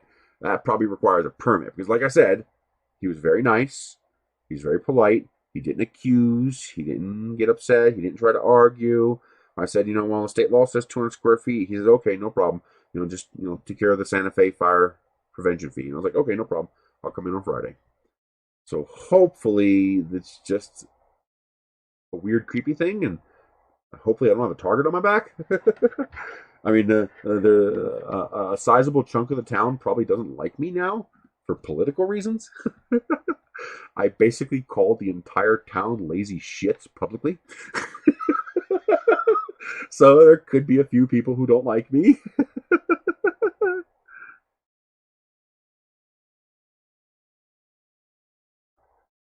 But I basically called the entire population of my new town that I've only lived in for a year lazy pieces of shit. Because they are. They're lazy shits. We We started a special election to change the form of government here. We succeeded by a landslide, by the way. To change it from mayor, council to professional manager. And if you saw my video, my hour-long video on Mind of Nerys, you'll know what I'm talking about. I don't know what the motivations between the Bassets and these other people are. I don't care when true, but I got involved. Okay, and if you ignore any personal motivations of whatever family history feuds are going on in this town, I don't know. I haven't been here long enough. Because they're lazy shits. So I voted for it to change to professional manager because I don't see a downside. Every single aspect of the professional manager form of government is a benefit. It's a bonus. It's a positive above what we have now. It makes corruption more difficult, and it provides mechanisms for citizens to be able to correct corruption when it happens, which we don't have now. Right now, your only option to correct corruption is to wait until the next election and vote the guy out and hope you can get enough votes to do that. And that right there is why I called the entire town lazy shits. Because here's this entire town arguing over what kind of system to have, and then I look up the election results for the last election we had. 513 people voted. 7% of the town voted. You lazy shits. You're sitting here screaming and yelling back and forth, complaining about corruption this and form of government this, and only 7% of you got off of your fat lazy asses and voted? Seriously? You lazy pieces of shit. Get the fuck up and vote. 7% out of 6,800 people, 500 voted. Do you know how many people voted in the special election to change the form of government? 1,600 people. So more than 3 times the people actually voted for this. It's like, that's how you do it. You get up off your fat lazy butts and you vote. It's once a year. It's once every 4 years. It doesn't take a lot of work. And they're complaining. You didn't vote, but you're complaining. It's like, come on. You know, I can understand if you had a 50% voter turnout. You know, I'd be like, okay, you're voting and shit happens. But none of you went to vote. And you're complaining?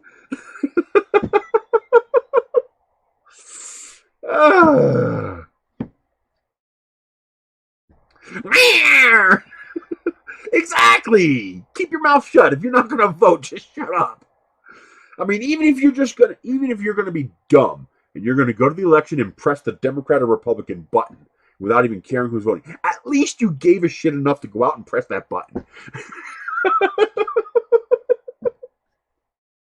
Good night, ID. See you later.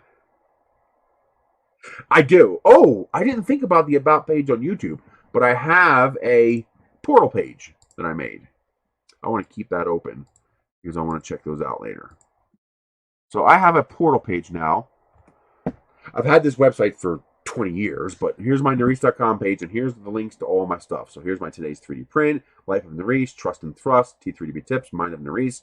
There's going to be a new one out of here for gadgets, goodies, and widgets, and it's going to be for all of this stuff that I do. I also have my, I started creating links for my educational videos, for how-to videos. So as I make more of them, I will add them here. So now, instead of me having to go into my video list and try to find that damn video, I can just put them in here and tell you, go here and click 3DP Basics, and all those videos here. My bed leveling video, the hot end video, the eccentric wheels video, terminology video. All those videos are now there. I also have my websites, my Amazon link, my affiliate links. All that is now on my portal page. So anytime you want to send somebody toward me, just tell them to go to Nerys.com, and that'll take them to everything. Have you tried to print threaded rod at a high scale? Okay. I assume when you say high scale, that you mean a long threaded rod and you want to print a threaded rod. That is doable, but you're going to run into a problem. How do I describe this best? So If I print something this tall, it's pretty strong, you know, there's no problems. But now print something this tall. And, you know, as you can see, this thing moves around really easy. And that's the problem you're going to have when you print a threaded rod. All right, when you print a threaded rod, it's like when I printed those pens, those big pens that I printed, the real fancy pens, and they weren't exactly tall. They were only about that big. You start getting taller than that, and the problem you're going to run into is the elasticity of the material you're actually printing. It's not even your printer. It's the plastic itself will begin to become elastic. It'll become flexible. Even, you know, if you take this and try to bend it, it does not bend. But if I make this 10 feet long, you'll be able to bend it a little bit almost like rubber without breaking it. Because even steel, if you take a long enough piece of steel, it starts to look like it's flexible because you have leverage. That's exactly what he described. You have leverage. And so that elasticity becomes apparent as you build stronger. So when you build a short little object like this, PLA feels like metal. It's very strong. But as you build taller and skinnier, the inherent flexibility of the material becomes more apparent. And eventually you get tall and skinny enough, the pressure of the nozzle moving on the object will be enough to make that object wiggle back and forth just a little bit. And that's going to destroy your dimensional accuracy. So what you're going to have to do is you're going to have to figure out where it starts to wiggle. So let's say you get to 100 millimeters and then it begins to wiggle a little bit. Okay? You'll see that in the print. It'll get sloppy.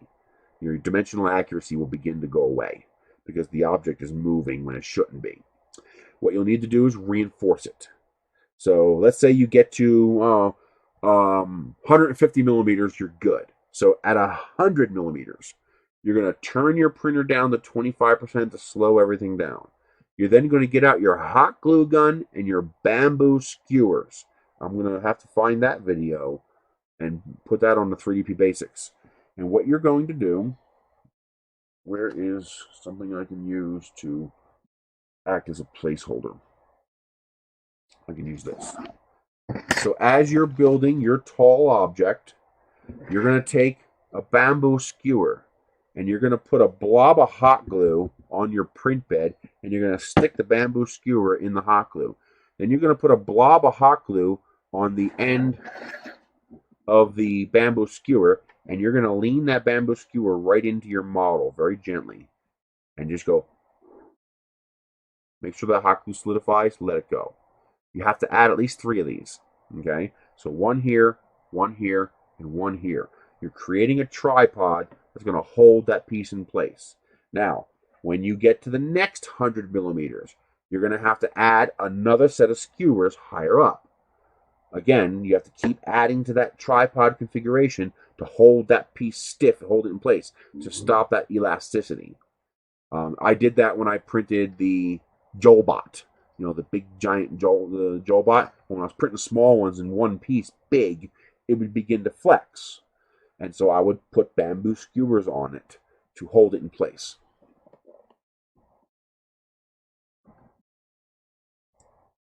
Let's see. Add moderator. I think I figured out how to simulcast the stream. So I should be able to stream it on my channel and your channel at the same time. So hopefully we'll draw more people in if we do that. I should be able to just open OBS and just cast my screen. That should work. Giant Naomi's already done. I printed her. Full size, full scale. So go ahead and post that link. And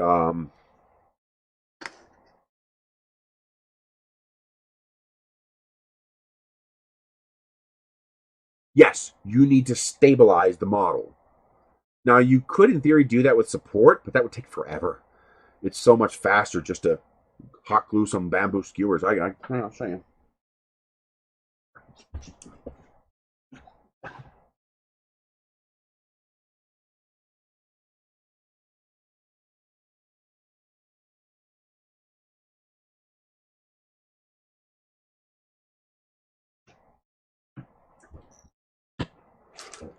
That's it.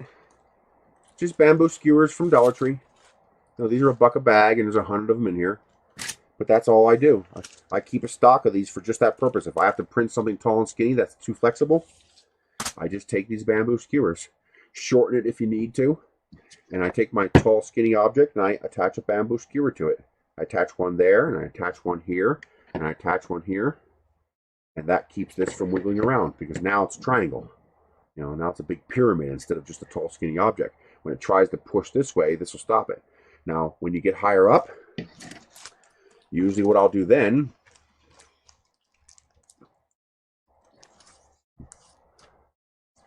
you have to use the correct thread, and also most likely your thread looks like shit because it's moving.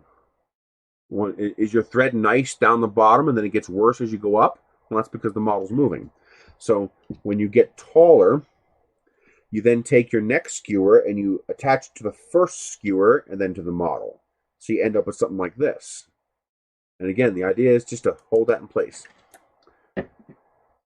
Most of the time when you print a threaded rod, you're doing it just because you can. It's more like I just want to do this just because I can, not because it's practical.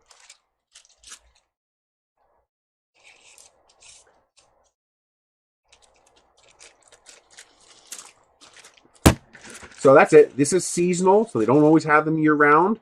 And they're actually pretty hard to find when they're out of season. So I usually buy like 10 of them when they come into season. That's 1,000. You're never going to use 1,000 of them in a year. But there you go. That's it. And the hot glue will come off your bed and will come off your model. You try to be careful. I don't know if hot glue will change things like PEI. I've never tried that. Obviously, if you're printing ABS, the hot glue might melt. But yeah, that's the solution to printing tall and skinny and stabilizing that model. Just make sure you slow your printer down to 25% so you don't accidentally bump it and mess it up.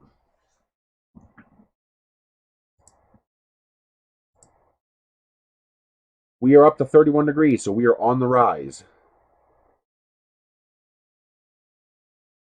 That is pretty cool. I even got a set of these nail clippers. And it comes in a little leather case. I just thought that was nice. These are only like $7 or $8, but I got it through the program, so I didn't have to pay for it. But really well built. You know, all nice machined aluminum and steel.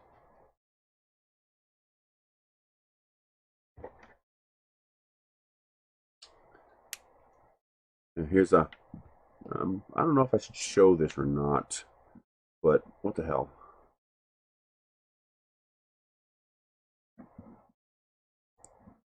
So, here's just a sampling. I got this solar light. I'm testing this out back right now. It's a big floodlight to light up the whole area. I got these driveway things, but the problem is they don't detect electric cars. They actually detect the smoke coming out of your tailpipe, the hot gases coming out of your tailpipe, and of course, I don't have a tailpipe. A nice vacuum, bagless sanitary commercial vacuum, long range TV antennas, farm lighting, nice watch from Michelle. Here's the screws I bought, and then they showed up on here. It's like, screw you. I got this nice neck fan from Michelle. So it's got LED lights on it so it can light up your walkway or reading, and the fan will run for like 12, 13 hours, and it's pink. So she's going to love that. And then, you know, here's a voltmeter. Here's some wool dryer balls. Here's 100 feet of icicle lights I got for the house. Jump starter. A 6-pack of lobby dustpans. This one was great. I only have a tiny kitchen with tile floor, but these are dust mops, but the ETV was 0, so I grabbed them. This is going to be wonderful. These are covers for folding chairs because I get a lot of dust that blows in the back. So, you know, we get a lot of wind here. So now I can have all the folding chairs covered, and I won't have to wipe them off every damn time I go to use them. So that'll be nice, especially when people come over. I don't have to tell them, oh, wait, wipe your chair off first. It's covered in dust. So this will keep them clean. But, yeah, then you can do all this. Exactly, that's what I'm going to do. I got 3 outlets, each outlet on a dedicated breaker, and I just got 3 extension cords. Going to run them into the shed. And, you know, washer, dryer, freezers, and a couple of 3D printers. That's it. Look at this. This is something I would never buy, but because I'm in this program, I grabbed it. You know, $200 Freon detector detecting refrigerant leaks. So, and again, that's not something I would normally get because I wouldn't justify spending that kind of money, but I'll get it for a review. Where is the other one? Oh, there it is. Boy, that was so seamless, I almost didn't realize it was there. Yeah, you have no idea. Oh boy, you have no idea. I've been invited for 2 months. You ready for this? Yeah, $11,455.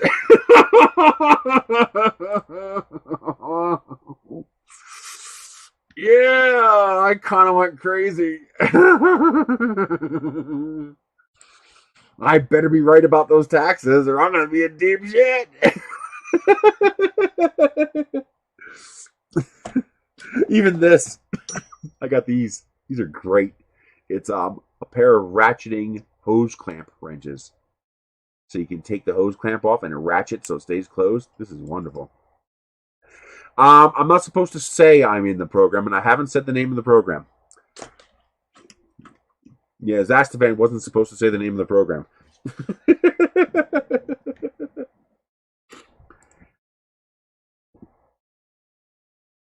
Oh, hold on, I gotta scare the UPS guy.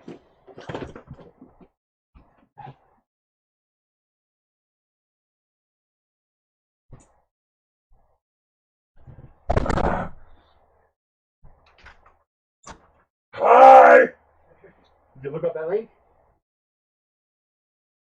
Okay, check it out.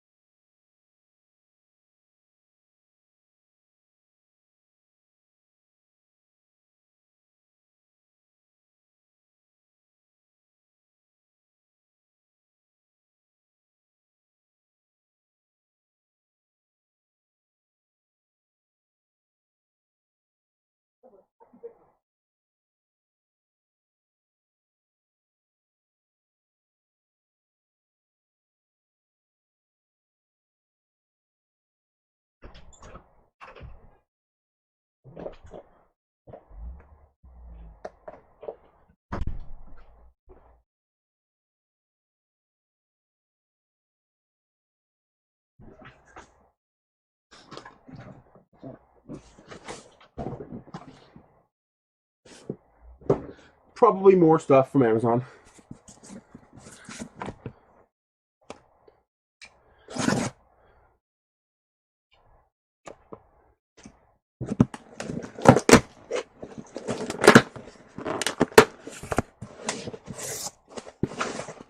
Oh, nice. This is actually, I bought this stuff on my own. Just because I thought it was cool. I got one set up in the back for my patio area. And I freaking loved it. Do I have a picture here I can show you? Oh, I got this too. It's a 6-foot-tall inflatable Halloween unicorn. The crazy crap you get when you don't have to pay for it. Let's see. I know I have a picture here somewhere. Oh, wait a minute. I know where I have pictures. In my review folder. Done. Nope, not there. Yeah, there. Oh, there it is. Let's see. Should be Tapestry. Space Tapestry. Oh, these are all out of order. Hang on. You sort by name.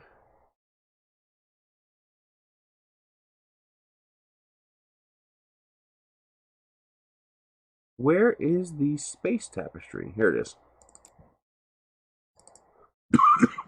So I have this. I put up in that space between the couches, between the windows out back. How cool is that? Here's a wide angle. So there's my projector and the couches I got, and I got that tapestry up. Well, I wanted a skinny one to put up here. So I got a NASA worm. So this one is gonna go up there.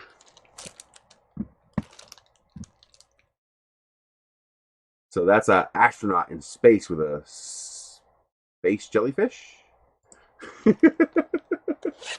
So I got a NASA worm one. It's only $11, like $12. So I got a NASA worm. Oh, this is not the worm. This is the meatball. So that one's gonna go up in that space on the left there.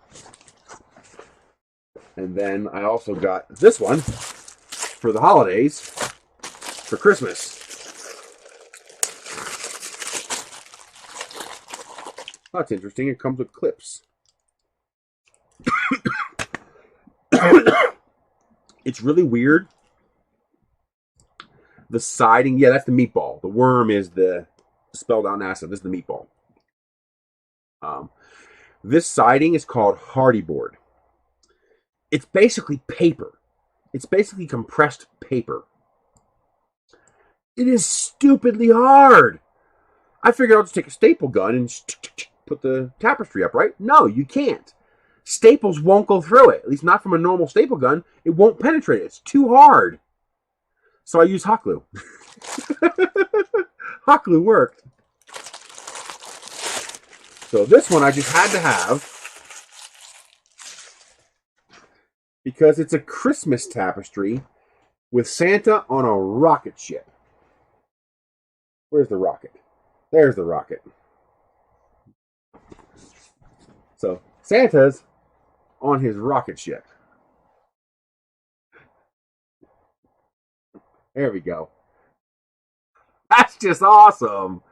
I had to have that. So that's going to go up on the front of the house for Christmas. There's the reindeer towing the rocket. And Merry Christmas. I just had to have that. Then this is not hardy board. Because this is clearly, it's compressed. It looks like paper. It looks like layers of paper, like cardboard.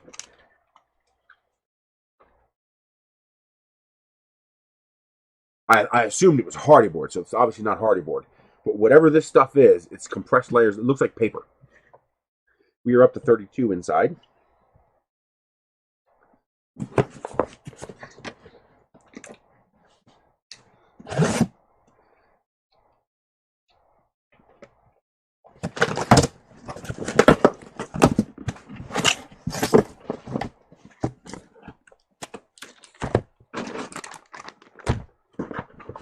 I'll be posting a whole bunch of reviews tonight for all this crap.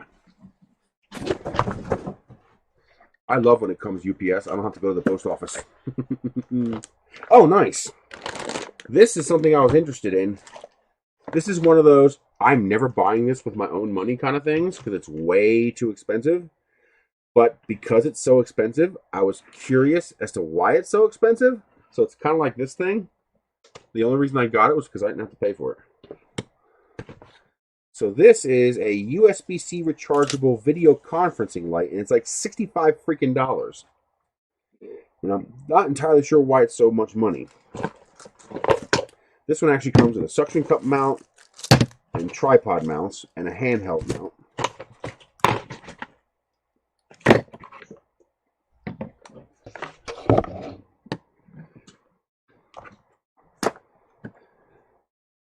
It's USB-C charging, which I really like. Oh, interesting. Press and hold. Okay, press and hold. So there's your light. You can control brightness. Wow, that's actually pretty bright. And you can also control color temperature. So there's warm and there's cold.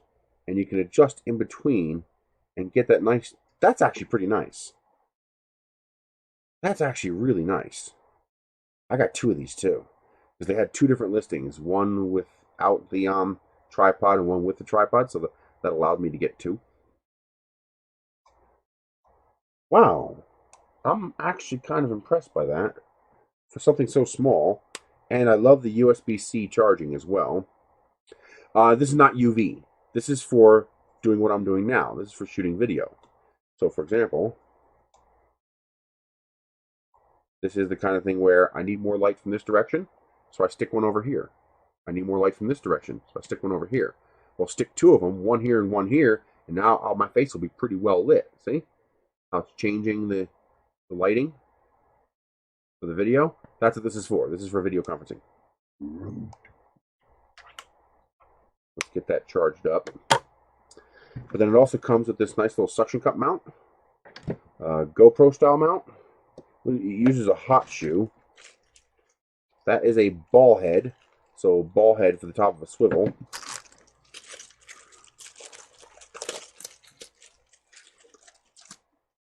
So there's your... Okay, I see. So this must have threading? Yeah, it says threading. So you can point it where you need it. Oh wow, it's extendable. Okay. Not the highest quality, but not bad. And of course you have the tripod. Oh, I know. Oh, I know. I got them all. I got all of them. Here's the yellow one. I also got the red one and the red folding one and the orange one. The orange one's the best one, by the way. It has a stand. It has a high quality, heavy duty 3-prong cable. It has an actual heat sink on the back. My problem with the yellow one and the red one is that there's no real heat sinking on the back. It uses the cheaper 2-prong wire. And you might be saying, wait a minute. Yeah, no kidding. You might be saying, wait a minute, buddy. It's an 11-watt light. But the problem is they put this under their Amazon commercial line of products. If they're going to use a cheap cable, they should call it their Amazon Basics, not the Amazon Commercial. Because Amazon Commercial to me means commercial is not about power consumption. Commercial is about use. All right. The reason you get a commercial grade product is because you're going to be putting it in a harsh environment.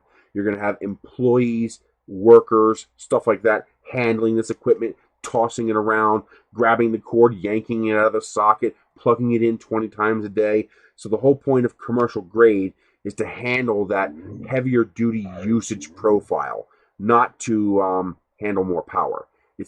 Basically, commercial products are heavy duty, not to handle more power, but to handle abusive people. So if you're going to put Amazon Commercial on there, then go all the way. You know, put the higher quality cord on there like you did with the orange one. I have the orange one here, don't I? I don't know where it's at. But I do love the stand, though. This is a split stand. So that's really nice for adjustability. That's pretty slick. And nice and compact. I'd also like to see them put a permanently attached Velcro zip tie on the back here. because that would allow me to wrap this booger up and then zip tie it to the back, which would make this a very convenient, compact unit. Yeah. Somebody left me a message.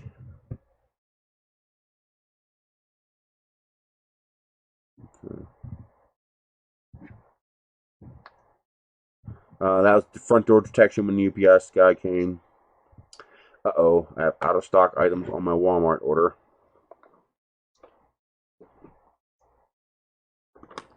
What are they missing? Okay, they're missing the...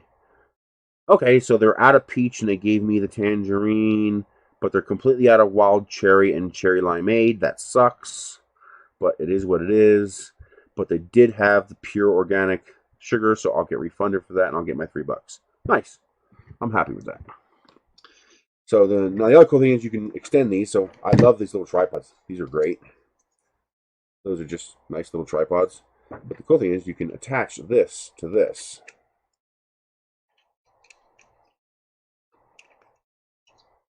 So you're turning a short tripod into a tall tripod that you can then extend into an actual full height tripod. And then your light would attach onto the top of that. So there is your tripod light configuration. I'm not going to screw it on because I have it charging. But yeah, that's one of the things I got. So I'll actually be using these. These would be especially nice when I'm mobile. You know, when I'm traveling and I need video lighting. So now what I am disappointed with is I would have liked to have seen this come with a small bag.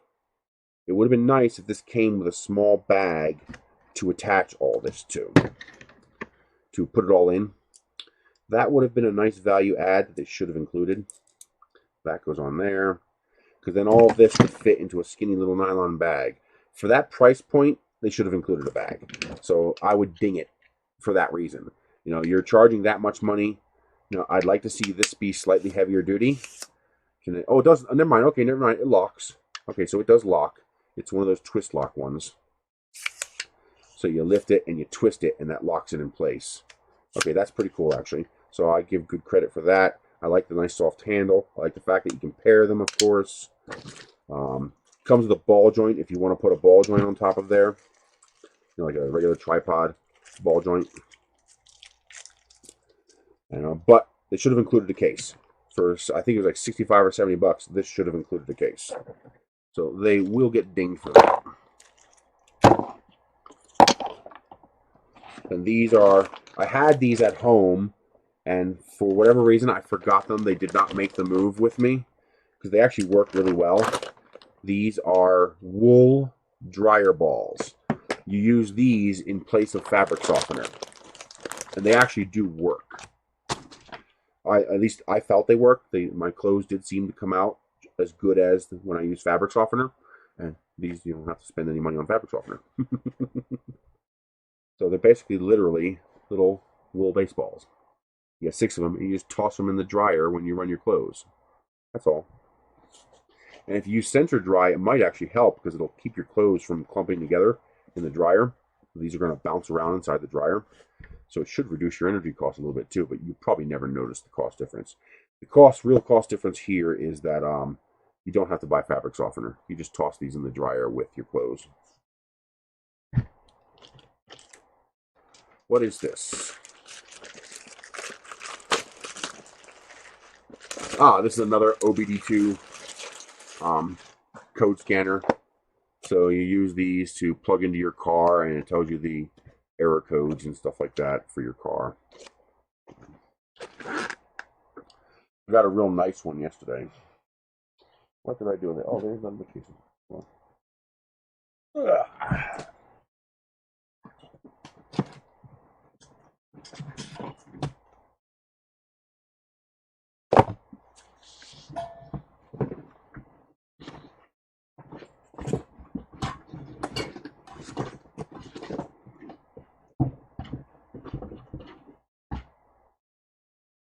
Where is the screwdriver set? This is a real nice OBD2 scanner. It comes with a case. That's freaking huge for me. I like cases because then you don't lose your stuff. But this one will also check out your transmission computer and your airbag computer and your ABS computer, which most scanners don't do, and it's orange. And you can download data from this and to this. They include lifetime updates. That's a nice unit. So that's going to get some good kudos from me. The only thing I was disappointed with, I've never had that problem. Probably because my dryer is properly grounded. But I've never had a problem with static charge from the balls, and I use them for years. I mean, if the clothes drying in the dryer doesn't build up a static charge, this isn't going to do nothing. The only ding I gave this was that, come on, Foxwell, take pride in yourself. Put your logo here on the bag. You know, not only are you taking pride in your company name and putting your logo on the bag, but I'll know what this is. Because right now, this is a nondescript black bag. So I gotta feel it, hope I can recognize what it is, or open it to see what it is. I also like that I can fit the manual in here. That's very nice. A lot of times you get things like this and you can't fit the manual, and you need the manual. So it's nice that the bag is big enough to hold the manual. So that's my favorite one.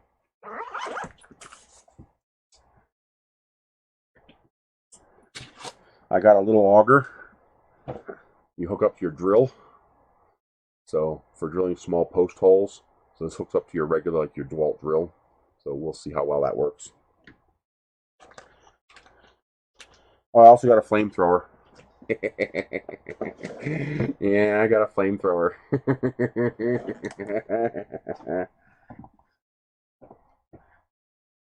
Couldn't pass it up. Had to have it. It's a flamethrower. Now, where is that other thing? Where did it go?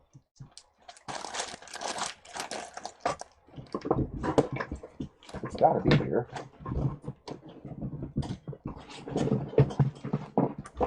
There it is.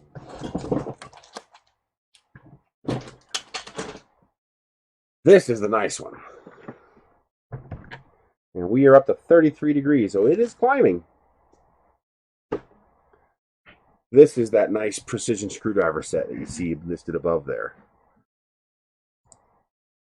Let me bring up my windows.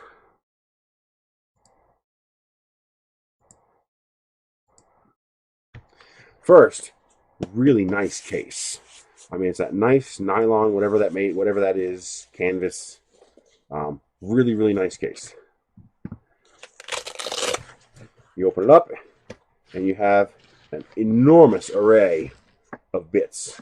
And it's got all the weird security bits, you know, all those weird, strange types of bits.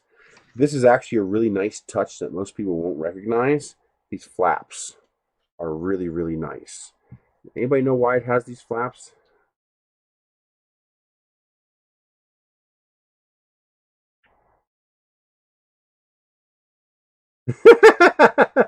Hey, spiders are good. They eat the bad insects. What's nice about this is that when this folds up, okay, nothing's coming out the bottom. But if you can see here, you can see the tops of where the tools are right there. Those tools would so fall out.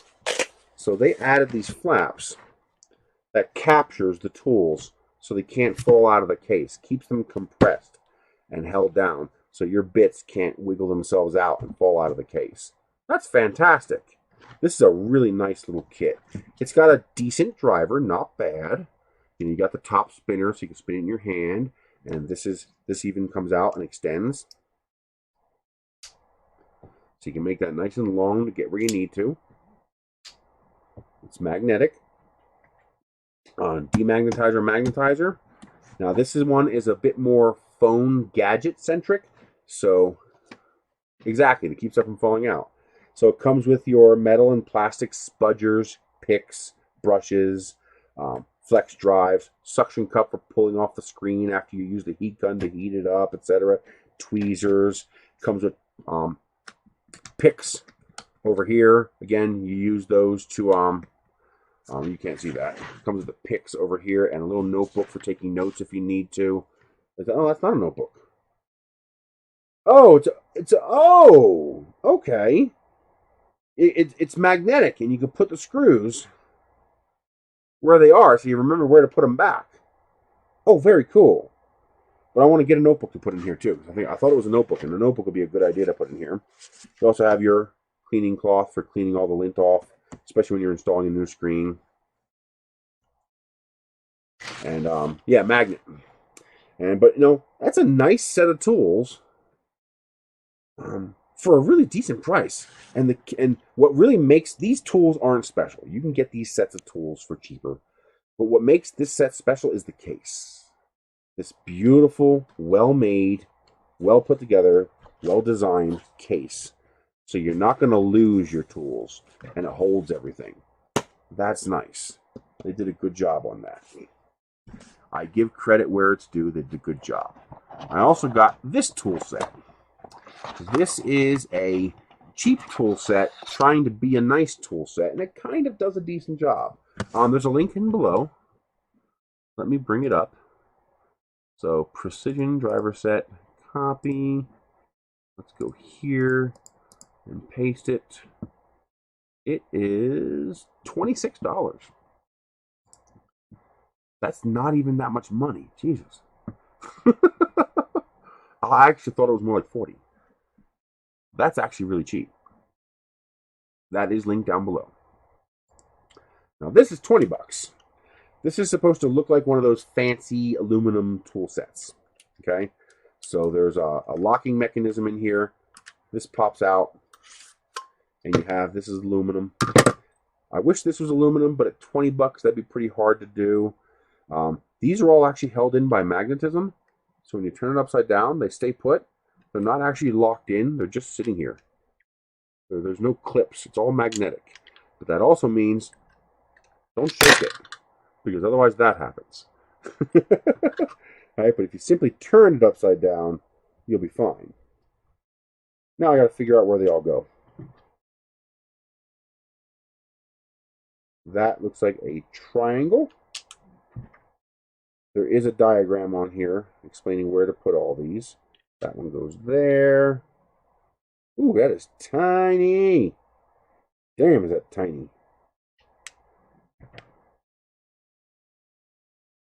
That's the one with the hole. That's the other tiny one. And that's the Phillips one. So don't shake it while it's upside down, because that's what happens. Yeah, that's very cheap for that. That's nice. It comes with a pretty darn nice aluminum tool with the spinny bit on the back, so you can turn it in your hand. I mean, for 20 bucks, that's not bad. Now, I did find one flaw, and they can fix this pretty easily. If you push too hard, this end pops out. So that needs to be secured. So a little bit of epoxy, maybe a couple screws from the manufacturer. They need to secure that in there better, so that when you click it into place, you don't accidentally push that out. But beyond that, not bad for 20 bucks. But this is great for keeping in your field bag. So if you go to a rocket launch and you need a small set of tools, this would be great for that. It's going to have everything you need for adjusting your altimeters, tweaking your eBay, stuff like that. At home, however, this is nice. I like this tool set. And this is a case where the case makes the tools. So, without this case, I wouldn't even offer this. Because of this case, however, this is a really nice set. Especially if you work with a lot of small stuff like I do. But there you go. Pretty slick. I will be starting a new YouTube channel to do just that stuff. So, like, for example, one episode will be, going over all these headsets, and an episode will be going over all the screwdriver sets and stuff like that. What is this? Oh, this is the other light. Okay. Nice. So this is the one that doesn't come with the tripod, that just comes with the light and the suction cup mount. Hey, Fragger. Hey, Fragger. I noticed your... There you go. I got this from my patio. Got the NASA meatball from my patio. I noticed his icon, his avatar.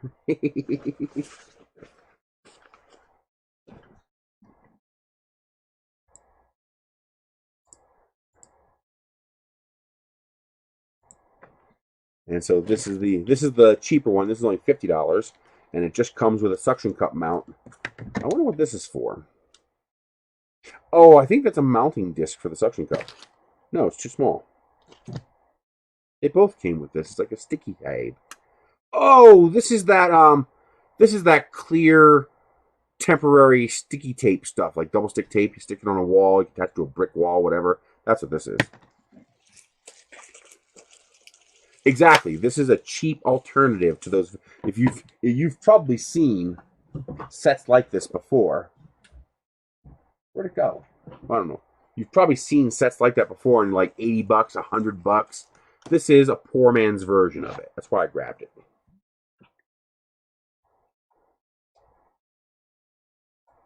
Nice. So again, same light, control brightness, control color. The big thing for me is being able to control color temperature. You can go from warm to cold or anywhere in between. Being able to control color temperature is a really nice thing. So this would go from 2500 to 6500 Kelvin, and it's got a 2000 milliamp battery inside. That should result in a pretty decent runtime.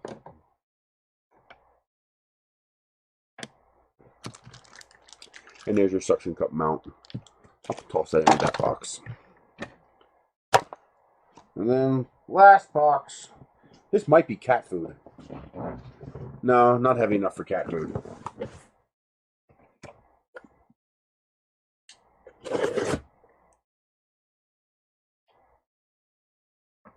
Well, when the pandemic is over and we can actually shoot rockets again, yes. Around here, there's no rocket launches because of the pandemic. You know what I call those?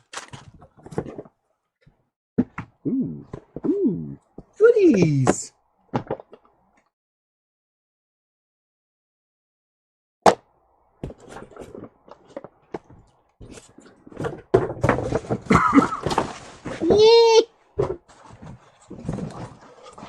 Yeah, big pile of cardboard. They got a free trash day this Saturday, so I'm going to get rid of a bunch of this trash. These are holy hand grenades of Antioch.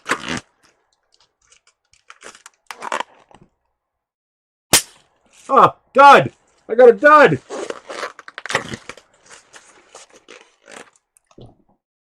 There we go!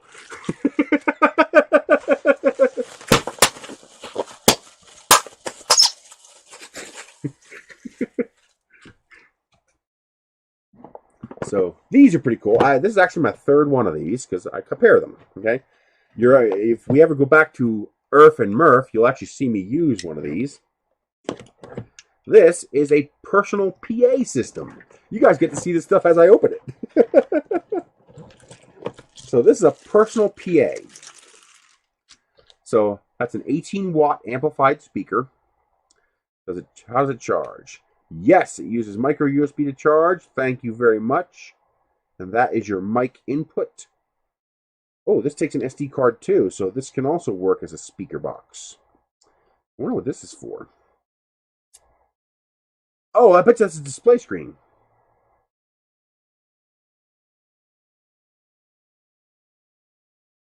Yep. It plays music.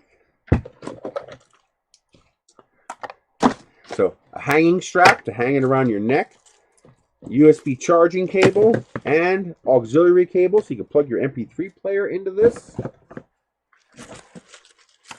And this is a portable PA system. It's literally so you don't have to go hoarse when you have to talk to a bunch of people in a public space, such as at a show. The other one I have looks a little nicer and has a cloth-covered cable. So this goes here. And then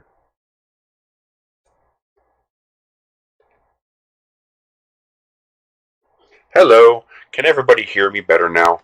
I now have a little personal PA system so I can talk to people at a show. I can essentially whisper, and this will blow up my voice so you can all hear me without me having to go hoarse trying to talk to everybody all day. So when I go to Earth and I talk to people, if I'm talking to a group of people, if I go to a rocket event and I'm giving a presentation, I can simply hang this bad boy around my neck.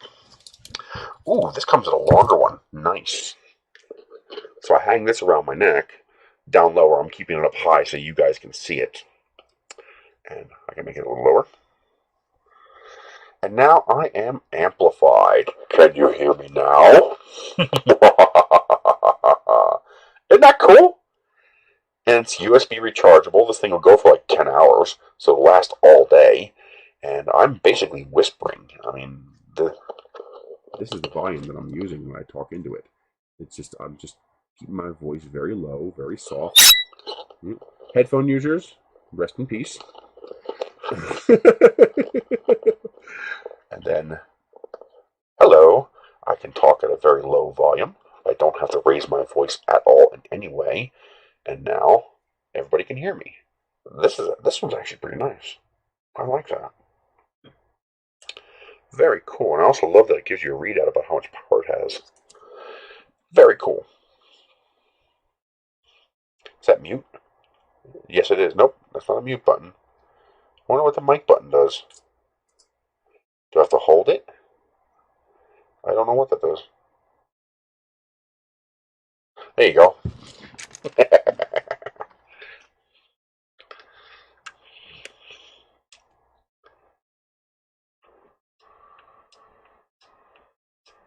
I am cool, I am well lit, and I am amplified. Raw!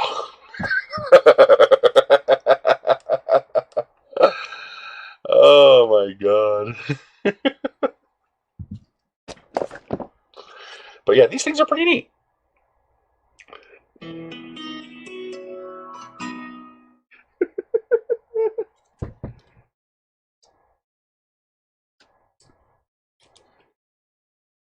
That one's actually pretty nice. I like that. I got this one. And this one I'm not as happy about. Even though it's got a stronger 25-watt speaker and it's got dual wireless headsets. This one's actually got wireless headsets. So this connects to this.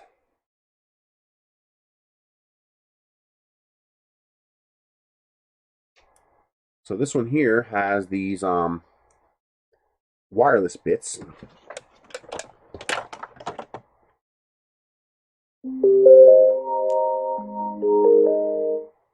Bluetooth is waiting for a connection.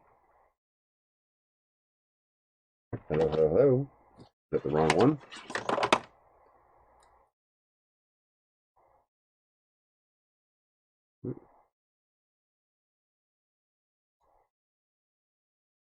Hello? How do I connect this? I don't remember which one. Do I have to do this? Oh, you have to pair it each time? I thought it would remember. Hello? Oh, there. There we go. Okay, now it's connected. So this one actually has a wireless connection between the speaker box and the headpiece. So these are wireless and they're micro USB chargeable. But this one has some fatal flaws that really bother me. First of all, it's big and bulky. It's not as sleek as the other two. Although I do like the wireless Windbridge connection. The problem, though, is that it looks like it has a battery box in the back, but you can't open it. I tried. I'm tearing up the plastic trying to get it open. I'm pretty sure that's just molded in and it doesn't actually open. I would like to see that open so I can access the batteries. The other thing is this uses a dedicated charger. So now you can't use USB to charge this. You have to use the 9-volt 1.2 amp it comes with, and I do not like that one little bit. I also don't like the fact that it has a USB port, but I can't use the charge stuff. Why can't I use this as a battery bank? It has the capability. Just give me that capacity. But the big turnoff on this one is that it uses a dedicated charger for this. So now I have to carry around all of this to use this thing. When if you'd have just made this USB as well, I can carry around one USB cable and charge everything. And if you lose that cable, you're boned. So don't lose that cable. And also, it's a rather expensive unit, and this does not come with a case. which means don't throw away the box, because you're going to need the box to carry all this stuff, because it's a lot of stuff you got to carry. So that one is not the greatest. The features are there. Yeah, I didn't buy any of this. This is all from a... Don't mention the name of the program dubbed out. I'm not supposed to talk directly about the name of the program, so don't do that, please. I'm in a review program, so I don't pay for these things.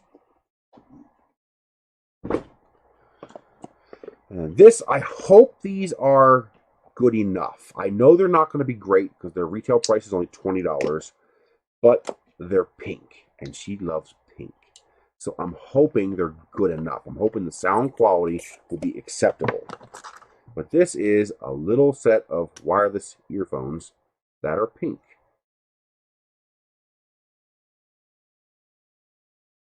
Interesting the way that fits in there. Cool. And then, of course, this is a little battery box that charges them up, micro USB charge them up. So I'm hoping that works out well because she loves pink. And this is a voltmeter. It's a multimeter, but it's got a really nice big screen. Please have a case. Please have a case. Looks like it might have a folding case. No, it does not. Come on. You need a case. You got a big giant screen. You need a case. Yeah, they do look more salmon peach. That is debatable. I know for a fact I can sell them after 6 months. Because it says don't sell for the first 6 months. I got $11,000 worth of stuff from this. It's crazy. It's insane. It's stupidly addictive. It's dangerous. I better do my taxes right or I'm in trouble. But, now, does this need batteries? It probably should have batteries in it. This is just the stuff I got today and yesterday. Thank God they limit you to 8 things per day. Yes, that was a video conferencing light. That's actually really nice. The price for that might be justified. Now, we are heating up the filament to dry it. We're up to 34 degrees internal, by the way. Okay, so I need AAA batteries, which means I steal them from something else because I don't feel like going out to get some batteries.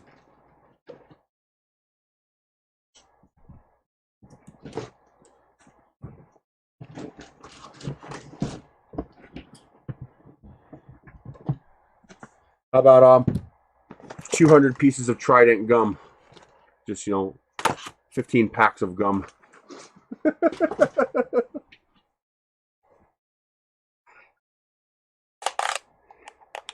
Sorry, Thermometer, we're stealing your batteries temporarily.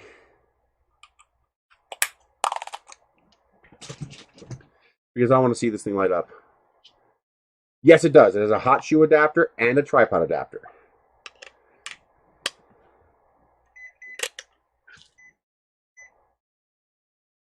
It's beeping like crazy.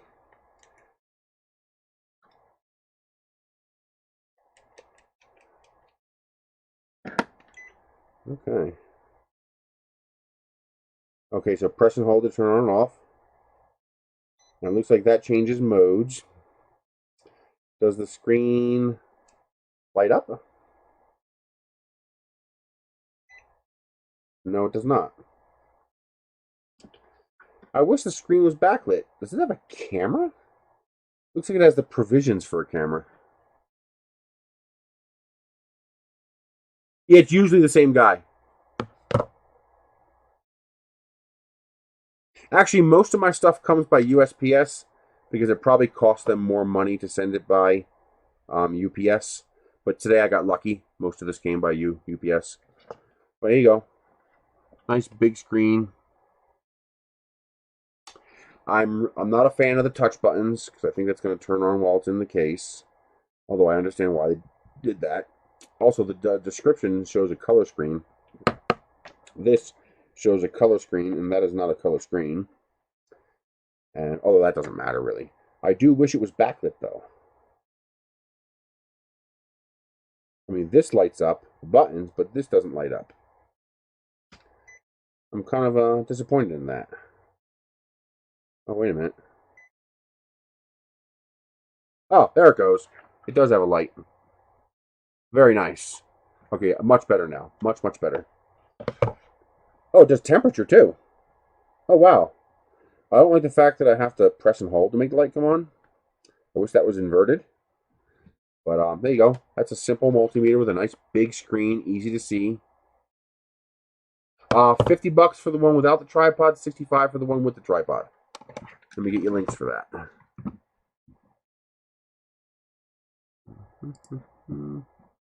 La-di-da-di-da.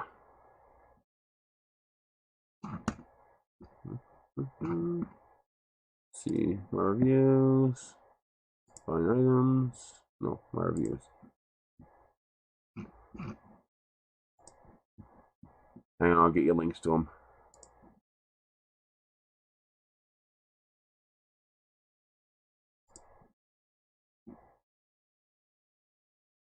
Come on, which page are they?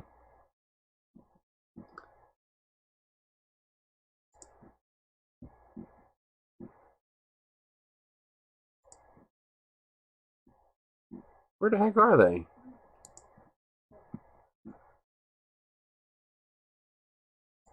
They're this early?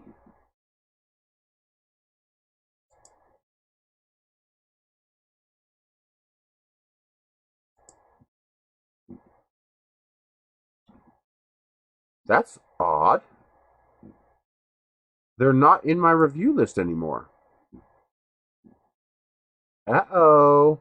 That means the manufacturer did a no-no. Do you know what no-no they did that they're not in my list anymore? They did this. One of these where if you leave a review, they'll pay you money. That's a big no-no on Amazon. No, actually, they're pretty small. That's only slightly bigger than your GoPro. So there's my hand. Yeah, you could put that on a GoPro. So they're not in my list anymore, which means their listing got taken down. That means I don't have to do a review for those. I just got free lights. That might even get removed from my ETV. Wow. Well, you done fucked up, didn't you? They might come back later if they comply with Amazon's requirements. But that's a big no-no. I like it when I get a thank you card that says, please review our product, and they don't offer anything. They just say, hey, give us feedback. Let us know what you think. They don't try to convince you to leave a good review. That's good. But I was actually looking forward to reviewing these. I mean, they're cool lights. So now, how am I going to find these? Well, let's see if they come up in my order list. Some things come up in my order list, some don't. Your orders. Nope, I do not see them in my order list. Oh, yes, I do. Here we go. Got it. All their listings are still up. They're just not in Vine anymore for some reason. I gotta not say that. Don't want to ruin a good thing, that's for sure. So here is the cheaper one. And here is, oh, it's $85 for the one with the tripod. If you want one of these, get the cheaper one without the tripod. And then just, in theory, it should be. And I'm going to adjust the ETV for everything in here. I'm going to depreciate everything by 6 months because they say I can't sell anything for 6 months, which means it's not my property for 6 months, which means it depreciates for 6 months. They say, full ownership transfers at the time of delivery. But if I can't sell it for 6 months, then full ownership hasn't transferred. So it's not my property for 6 months. Therefore, I can depreciate. This, I'm annoyed. This needs a case. It's inexcusable for this not to include a case. I don't have to make any video at all. I don't have to make any video. I don't have to post any pictures. Now, I personally prefer that. So when I post a review, they always have pictures and video. Almost always. Just because I like doing that. That's my value add. But you can just put text replies in. That's all you need. You don't have to add anything else to it. I'm really disappointed this does not come with a case. It needs at least a slip case. Yes, they both have a hot shoe. You see, the lights are identical. The only difference is what they come with. So the lights themselves, they both have a tripod mount and a hot shoe. So you can mount this to your camera. Let me show you.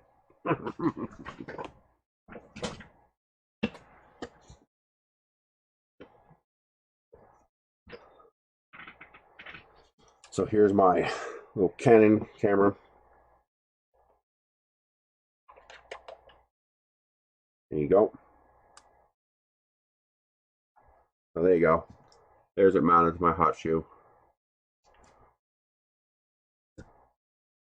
Pretty nice. Pretty darn nice.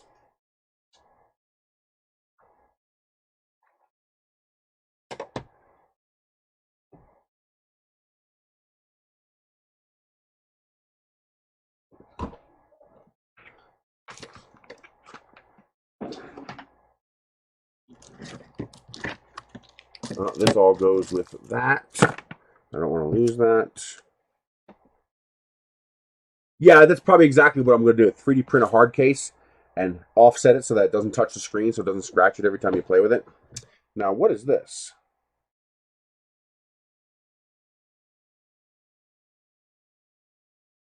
Mini UOCOM.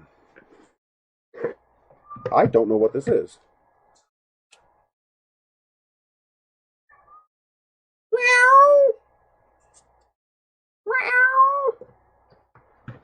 Michelle and I are messing with the cats. Oh, is this the wallet? Yes, it is. I also got this for Michelle. It's actually leather. It's waxed leather. And RFID blocking, too.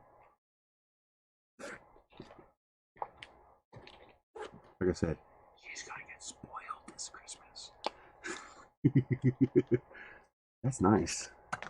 Wow. Little phone holder. So your phone should fit in there. Oh yeah. And it holds the big ones. Yes, yes, yes. Just barely holds the big ones. This is built in both. So you have your tripod hole there and you have your hot shoe. So you got both there. Card holders, money, ID. That's a nice wallet. Wow.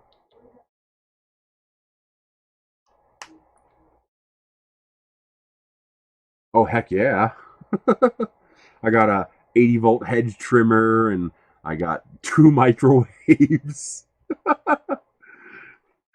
She's not going to watch a 4-hour stream. But damn. That's nice. That's really freaking nice.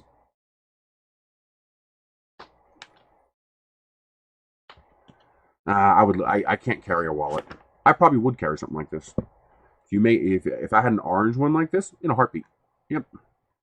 And if anybody doesn't like it, I'll scratch their face off and eat it. But I can't carry something like this.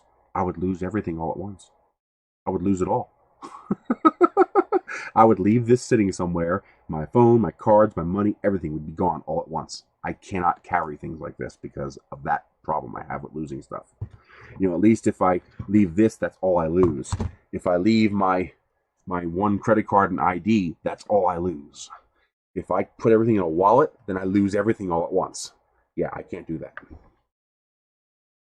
Oh, it's got plenty. I could fill it. Yeah, I've got enough cards to fill that. That's only 1, 2, 3, 4, 5, 6, 7, 8, 9, 10, 11, 12, 13, 14, 15, 16, 17, 18, 19, 20, 21. I might not be able to fill it. If I filled it with more than just credit cards, I could fill it. I'm actually going to start thinning my credit card herd, getting rid of the ones. Now that my credit score is over 800, I can afford to take the ding of closing an account.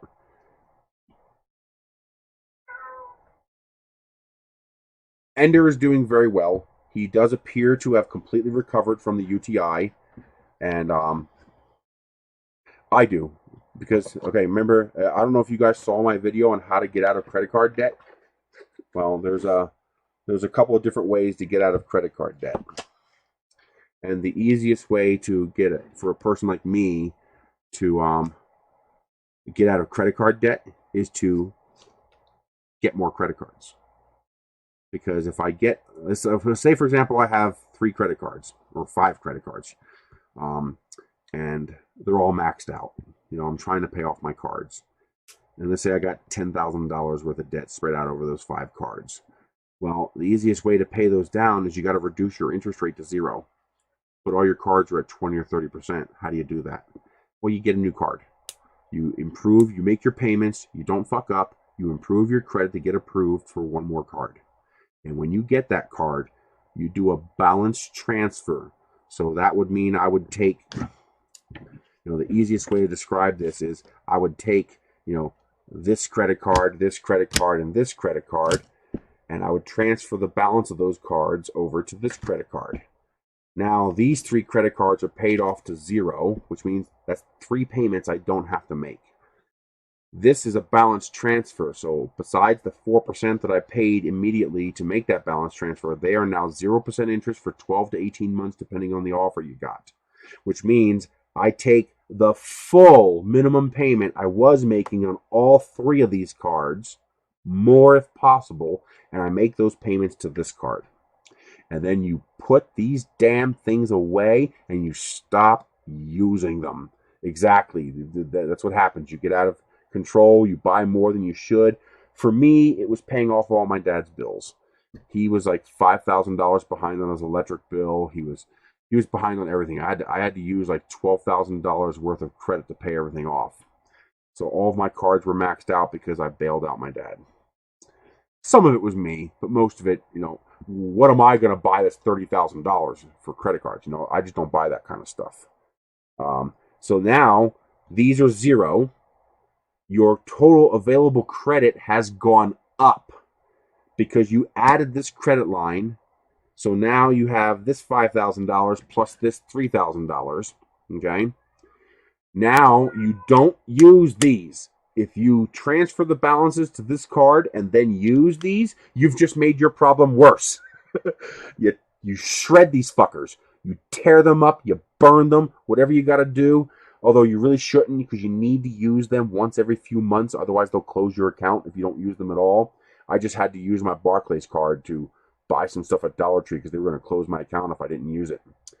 And so you got to use them every once in a while. Your best bet is to pay your bills. Put your phone bill on this one, put your water bill on this one, put your electric bill on this one, and pay them off every month.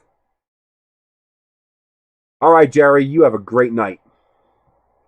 And thank you for joining my stream. But now, every dollar you pay on this card is 100% principal payments. Which means every time you make a payment, you're actually reducing your debt. Your payments on this weren't reducing your debt because like 80% of your payment was interest. So you were paying and paying and paying and paying, but your balances weren't really going down by much because it was all interest. Now, 100% of it is principal, which means if you can manage not to use it, if you can manage not to use these, and if you can manage to make full payments to this card, in 12 months, this card will be paid off to 0, and you'll now have $5,000 less debt. But you'll also have $5,000 more credit, which means your debt has gone down, and your utilization relative to your available credit has gone up, which means your credit score will now be higher, which means the next card you apply for will have a higher limit and a better offer. And you do it again. You transfer it again to do your 0% for 12 to 18 months. And in 5 or 6 years, you're paid off. In 3 or 4 years even. And, I appreciate it, Jerry. Thank you very much for joining in my streams. Yeah, I know I got viewers all over the world. So that's, now the problem with that method of paying off debt is it requires willpower on your part. Because what'll usually happen is a person will they'll take these 3 cards and they'll transfer the balance to this card, but then they'll make the minimum payments on this card, and then they'll use these cards and max them out. You've just defeated the point of doing all that work to lower your debt. And I did that, and I paid off 100% of my credit card debt. The only credit card debt I have right now is my monthly bills. Literally, I have like $60 in credit card debt, because you can't make payments right after you use it. You got to wait for the transaction to clear before you can make the payment to pay it off. I have 0 credit card debt. 0. Matter of fact, my only debt right now is the EIDL loan that I got to do the carports and the shed. My house is paid off. My credit cards are paid off. That's why even though this pandemic has reduced my income by like 70%, and I ain't joking. Here, I'll show you. You think I'm kidding. We are on the 16th. We have passed the halfway point. And this is how much I've made on Amazon this month. $97. That should be over $400. Amazon has cut back on the commissions tremendously. And people just aren't buying as much. Because, everybody's suffering. This pandemic, 30 million people are out of work. So people just aren't, they're not buying as much. And my income is based on people buying stuff. The only reason I'm even able to survive is because I have no debt. I have never had a card lower my interest rate. Never once. The very first thing I did was cancel every card that charges an annual fee. The very next thing I'm going to do is cancel any card that's over 20% interest. Eventually, the only card that's going to have high interest that I'm going to keep is my Discover card and my One Chase card, Fulton card, because those are my oldest cards from 1998, I think, or 1996. So if I were to cancel those cards, the depth of my credit history would shorten, and that would be bad for your credit. So I'll keep those cards because they increase the depth of my credit history.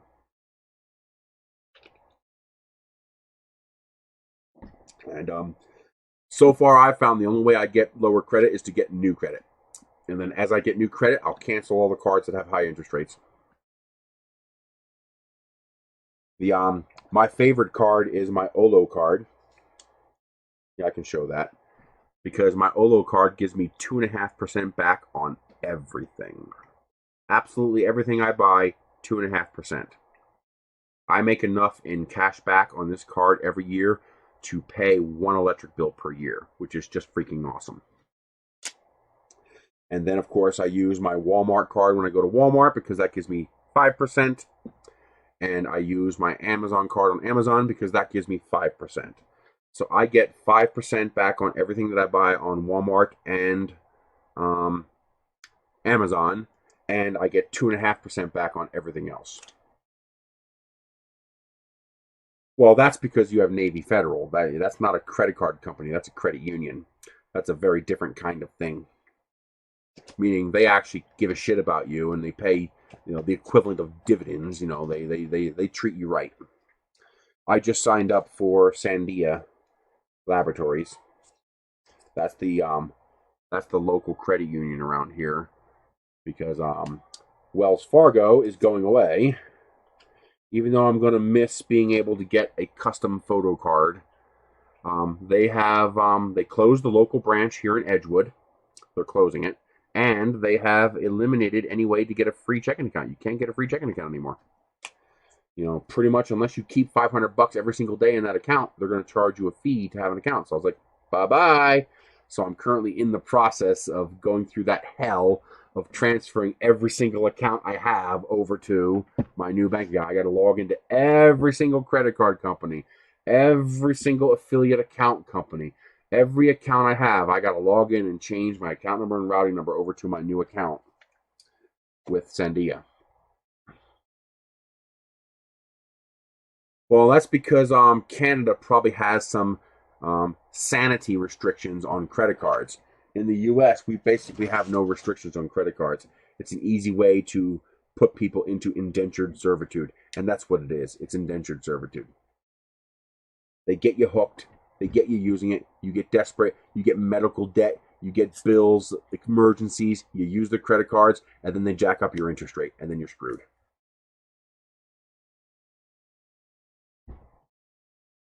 Yeah, credit cards are absolutely evil. You need them. You got to have them, but they are evil. We're up to 35 degrees in here, so very slowly the temperature's coming up. Remember, the temperature I'm measuring is actually the temperature of the spool. I have the thermometer touching the spool. So the air in here is up around 45 degrees or so. It's going to take a while for it to get there. Yeah, I'll tell you a story.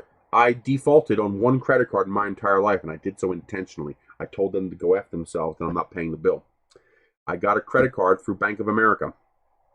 You know, we've got $10,000 limit. You know, $5,000 limit, and $5,000 or $6,000, and it was a 0% interest and a default interest of 9.9%. It was fine. It was good. I had an 830 credit score. That was decent. The economy got bad. I transferred a bunch of balances to that card. I was making my payments every month, and then one month I get medical debt. Absolutely does affect credit score. It all depends on how they apply the ding to your credit. And it also applies to your credit score because a lot of people try to use their credit cards to bail themselves out of medical debt, which means you now just converted your medical debt to credit debt.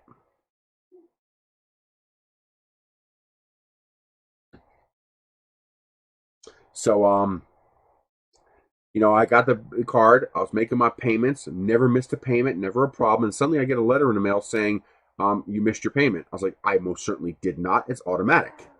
I log in, my minimum payment had changed. My minimum payment was like $22. I was making $100 payments. Well, my minimum payment had changed to $140. It's like, what the fuck?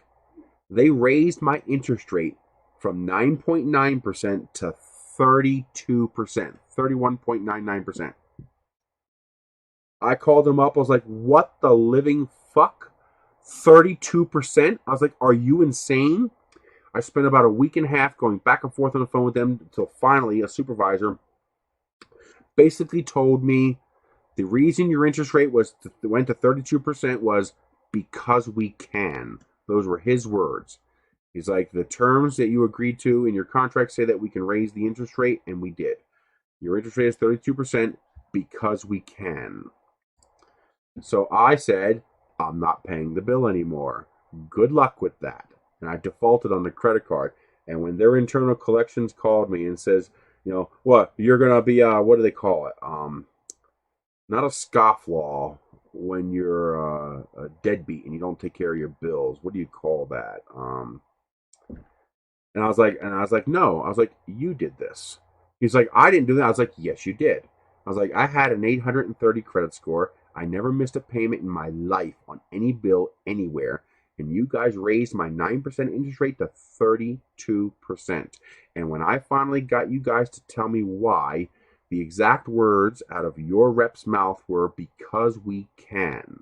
So, when you go back to your boss and he asks you, what did I say was the reason I'm not paying this bill? You can say, it's the same reason you increased my interest rate to 32%. Because I can. Have a good day. Lying sacks of shit. Yeah, credit cards are evil. This is one aspect where even I agree with Christianity. Usury is the work of the devil. Usury is evil. And credit cards, the way they function in the United States, are usury.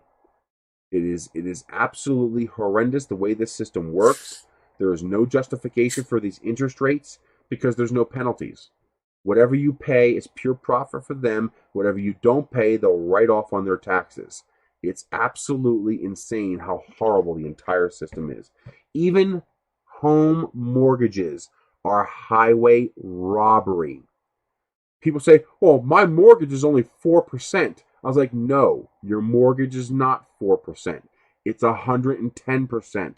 It's 85%. You're like, no, it's 4%. I was like, that's not your interest rate. That's your APR. That's your annual percentage rate. Your interest rate is what you actually pay. And people don't understand this. Hang on, let me show you this. So it'll blow your mind. So let's do a 30-year mortgage at 3.92% for a $150,000 house. Your payments are $709 a month. You're going to pay $255,000. That's $155,000 in interest. On what planet do you live in where that's 4%? Okay? You find me a planet in this universe where that's equal to 4%. So let's do the math on this. How do I do this? Yeah, but most people can't pay more than the minimum. That mortgage payment is $709 a month. You look at the taxes that I was paying in Pennsylvania, I was paying $800 a month for insurance and taxes. So that means my monthly payment was $1,500 a month. Who's going to pay more than that? Most people can't. All right? It's absolute robbery. It's insane. The risk is zero. No, not a Welch. They call me something else. They tried to insult my manhood. I can't remember what they called it. Oh, the yellow hat. That's this one. But how do you figure that out? I can't remember how to figure that out. Do I just take 155,320 divide by 100?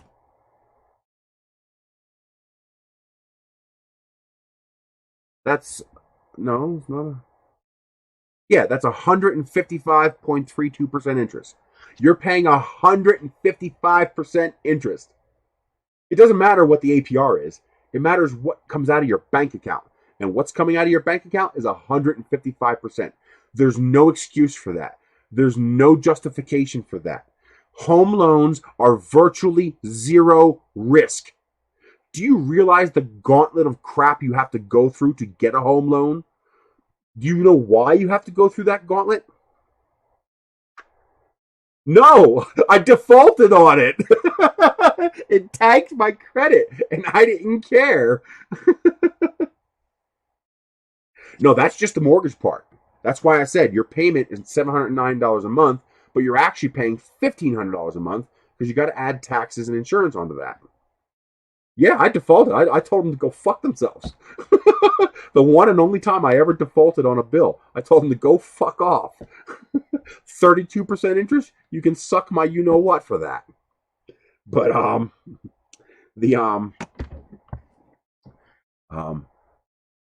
there's no justification for 155% interest. It's zero risk. The risk is so low, it's virtually zero. People say, well, what about the housing crisis? No. The housing crisis was self-inflicted. That's like me saying guns are bad after I shoot myself in the foot. No, that's my dumbass fault for shooting myself in the foot. I don't get to blame guns for that. I get to blame me for that. Well, the housing crash, the 2008 mortgage crash, that was self-inflicted. They did that to themselves. That was not risk inherent in giving out loans for houses. I mean, if I get a mortgage on this house and I default on the mortgage, they take the house. If I destroy the house, they have insurance on the house. The risk is almost zero.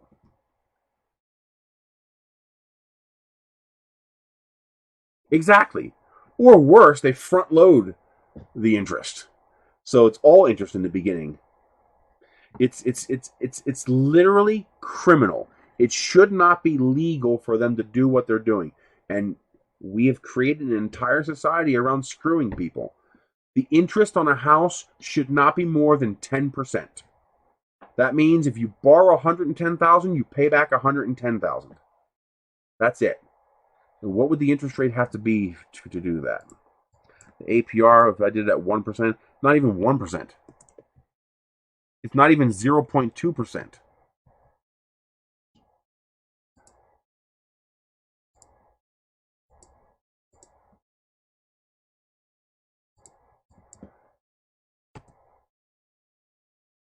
It won't even let me do interest rate below 1%. The APR would have to be under 1% for it to make any sense at all. But yeah, $150,000 at 1% would be about $181,000. That would be slightly more reasonable. And your payment's only $200 more. And you paid off in 15 years. Right? People say, well, wait a minute, they have to make their money. Okay, the first thing you need to recognize, when the bank cuts you a check for $100,000 to buy a house, the bank is not loaning you any money. Okay? When you go to a TD Bank and get a loan to buy a $100,000 house, the bank is not loaning you $100,000.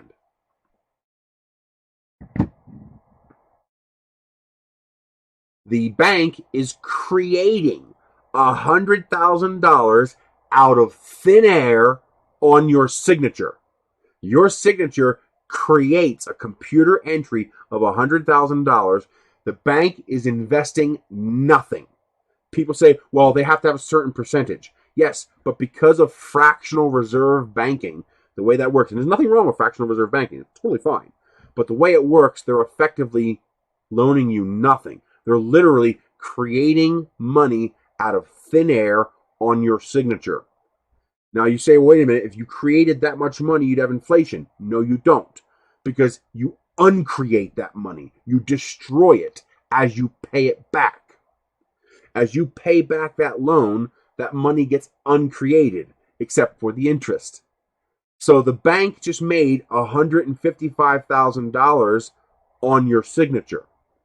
They didn't loan you any money. They didn't invest any money. They don't have any risk. They basically have no skin in the game except for the statement they send you every month for $155,000. I mean, come on. I mean, oh, I did that wrong, by the way. It's 105% interest because the original loan was 155.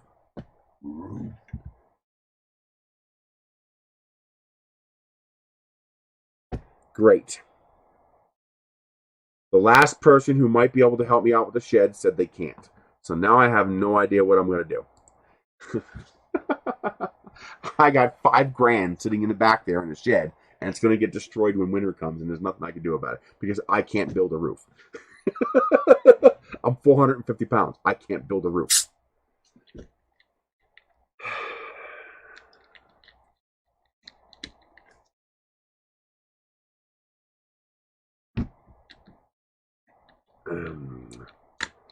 So the entire mortgage industry is an absolute scam. It's so rotten. It's so horrible. It's well, the problem is I live in the middle of nowhere. So I live far away from everything. Yeah, exactly. I know. Trust me, I'm not asking you guys for help. There's nothing you can do about it. It's just driving me crazy. I trusted the guys, and it's a 10 by 20. The tarp will just cave in. My favorite filament is probably Protopasta or Polyalchemy or Paramount 3D. Those are my favorites. Polyalchemy is not available anymore. Paramount 3D is on Amazon. It's very affordable.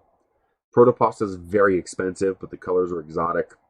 My favorite cheap filament, my favorite go-to beginner filament is Esun PLA Pro. It's extremely forgiving. Very broad temperature range. You can screw up your profile a little bit and you'll still get something out of it. It's just a very forgiving filament. But what are you gonna do? And then you think, okay, well, build a tiny house. You're not allowed to. In most parts of the United States, they're illegal, and they do that intentionally because they want tax revenue from you. Oh, Polyalchemy came back.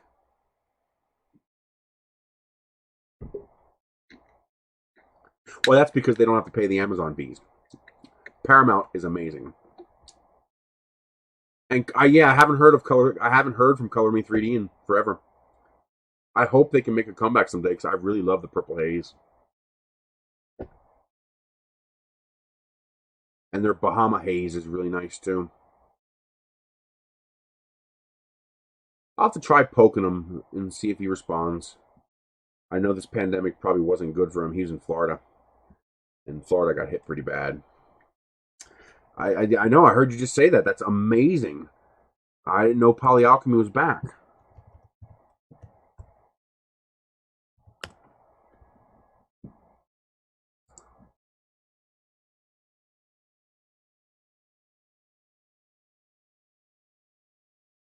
Now,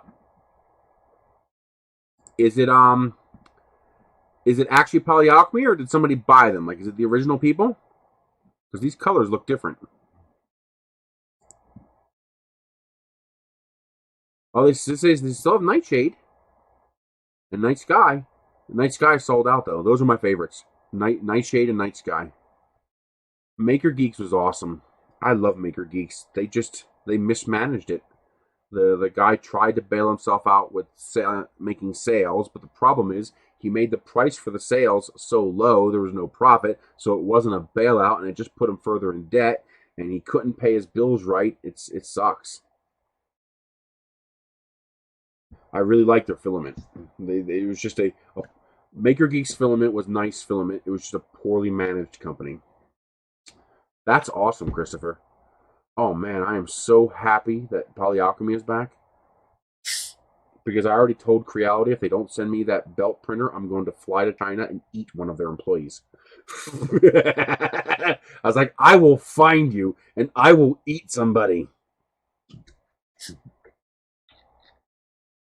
So they better send me one of those belt printers or they're going to get eaten. Yep. Polyalchemy being back makes 2020 a little better.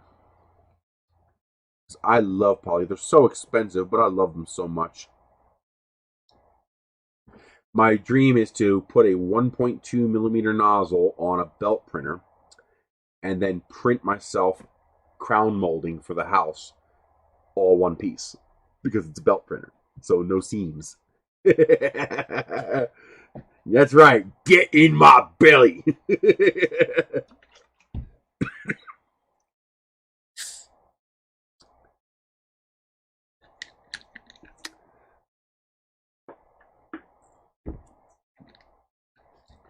That makes me very, very happy. They just have such good filament. They didn't announce anything. They didn't announce nothing, but I'm glad they're back. I'm really glad. I wish I could buy more of their filament than I do, but it's just so expensive. You know, when you're going through a lot of it, because it's $30 a roll, and it's only a 700 gram roll, so that's like $40 a kilo. And plus I need bigger rolls. I gotta see if I can work with them to buy bigger rolls. But could you imagine crown molding in night sky? Could you imagine how beautiful that would be?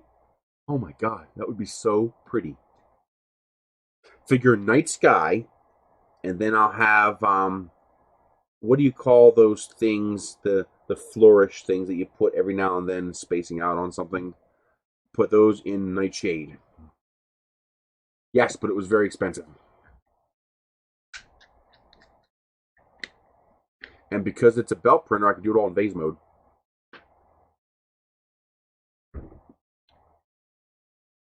Spacers! He hasn't made a video in a while. Or is YouTube just not showing me his videos? I swear to God, YouTube, if you're hiding his videos from me, I'm going to hurt you.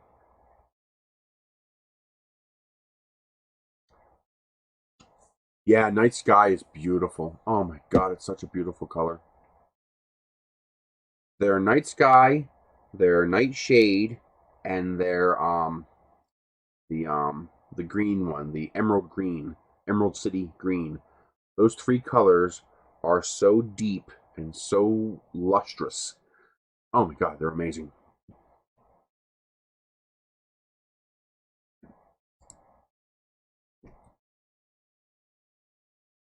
Yeah, it's beautiful. I did a if you watch one of my old videos, it's gone. It never made the trip. It got destroyed. But I did somebody did a diorama of Jaws. So you had the shark, the water, the bits of barrels, and you'd put a benchy on there. So Jaws was attacking the benchy. And I did the water in the night sky elixir, and it's just like, oh wow. Yeah, that's. I hope he's okay. I hope he's just doing, longer projects that take longer to make a video, which I'm fine with. Because I really like him. He's just awesome.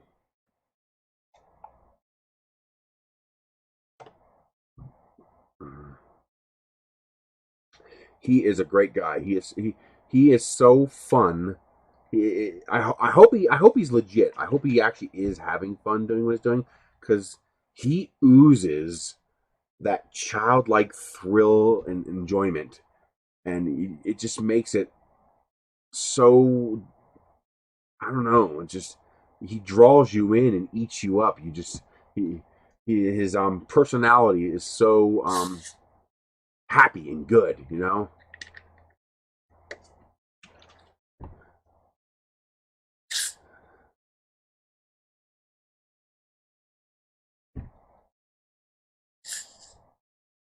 I'll have to check, because the last one of his videos I saw was when he was doing the train track around the shop. That's the word. His passion. Thank you, Caliber Minx. His passion is so deep and his charisma is so high, you just can't help but be happy with him. He is just an awesome critter.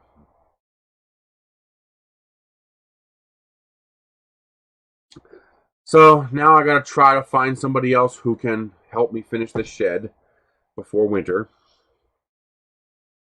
And what are you gonna do? I don't even know why these people don't want to do it. I mean, I've got the money. I think some of them are afraid of liability. Like, they don't like the way it was built so far, so they're afraid if they finish it. It's like, I'm not going to hold anybody responsible. It's as is. I get it, I just need the goddamn thing done before winter sets in and destroys it.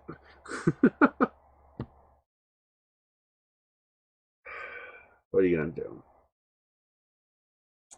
We are at 35 internal, 62 on the plate. So it's definitely trying to heat it up. But like I said, it's going to take a while. It's going to take hours.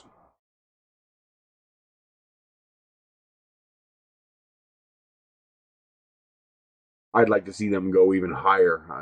I'd like to see them put a probe in the middle. See, the problem is you're always playing a losing battle, because they're basing it off plate temperature, not off of ambient temperature. So if you want to reach 55, that plate needs to be 65.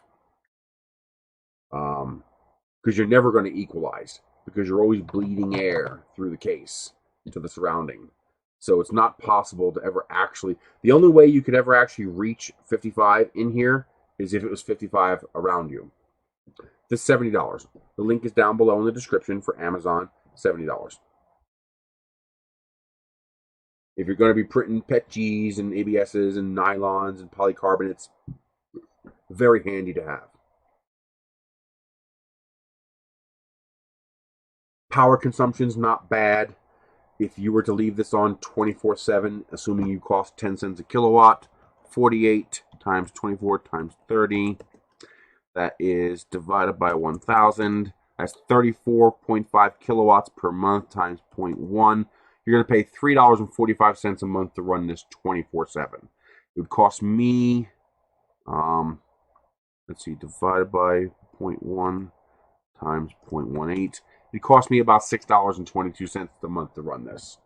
But if you have typical electricity around 10 cents a kilowatt, about $3.50. So the cost is negligible. It's not going to cost you a lot. If it saves you one single print, it's paid for itself in electricity usage. It's paid for electricity usage, because you wreck one nylon print and that could be $20 in filament. This is, well, the food dehydrator has the advantage of being cheaper, more effective, and you could do 2 or 3 rolls at a time. The advantage of this is it's one single unit, and you can feed the printer from the box. So you can feed the filament out of this, either through this hole or through this hole, And you can, in fact, I wonder if I insulated this, if that would help. It probably would. The you can sit this next to your. The point of this is to sit next to your printer, because there are some nylons where even if you put them in a food dehydrator, the moment you take them out of the food dehydrator, they begin absorbing water again, and they'll actually absorb enough water during a print that the second half of your print will be messed up. So you have to actually run them from a dryer, and that's what this is meant to do. This is meant to be continuously drying your filament as you're even printing with it, because you can print from this box. That's kind of the point, which is pretty nice. You know, you get a $90 roll of Tolman or something like that, or some, you know, Nylon X or something like that. It's expensive. That's a lot of money for that filament. So the way I would use something like this, personally, is I would have the filament in my food dehydrator. Once I dried the filament in my food dehydrator into a Ziploc, the desiccant, put it on the shelf. Now when it comes time to use it, I go from the Ziploc bag with desiccant into this box. And this box will keep it from getting wet while I'm printing with it. That's the point.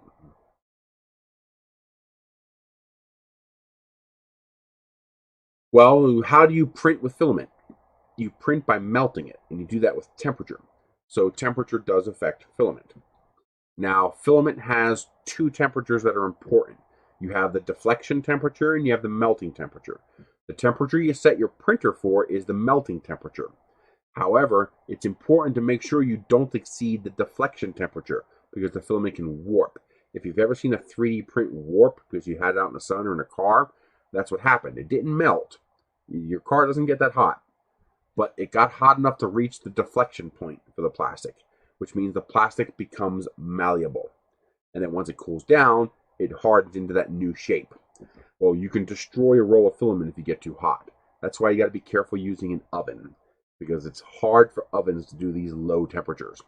And if you go to, I think it's Matter Hackers, they have a whole page on this, including the proper temperature for each type of filament. You could, but that'd be pretty hard. And you'd only be able to have one roll in the dehydrator. And you would have, if something jammed up, it's, you know, I could see that being a problem. But yes, you could do that. You could use a dehydrator to do the same thing as this. I would advise investing in something like this for your food dehydrator, because those temperature gauges usually aren't that accurate. So you're going to want to make sure you're not going too hot, or you'll ruin a whole roll of filament, especially PLA. Now, what happens is all these thermoplastics are hygroscopic. That means they absorb water. That's all right. No big deal. You could do the same thing. You could even theoretically put a Lazy Susan in between each roll, and you could feed multiple rolls to multiple printers. That's possible. And actually, that's not a bad idea. I could see having 3 printers surrounding a central point, and you have 3 rolls with a Lazy Susan in between each, and the filament comes out 3 different directions. So you can have 3 drying rolls of filament going to 3 different printers. That could actually work. But filament absorbs moisture. When PLA absorbs moisture, it gets brittle. It starts to crack. When ABS and other materials absorb moisture, you get what's called Rice Krispies. You get snap, crackle, pop. And you'll get little bursts of steam. Like the water in the filament will actually flash to steam. Nice. That's a good deal.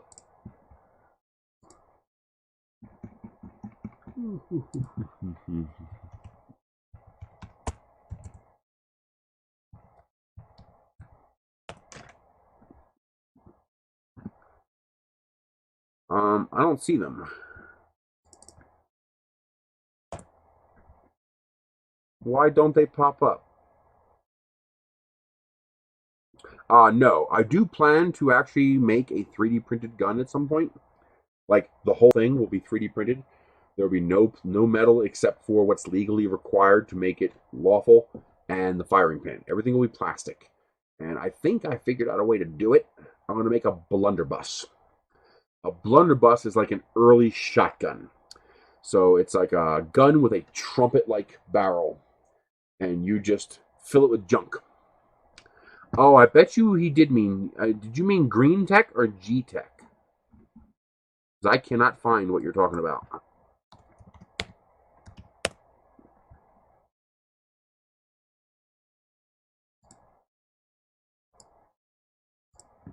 Assuming you meant G tech, you guys can go there and then use that coupon code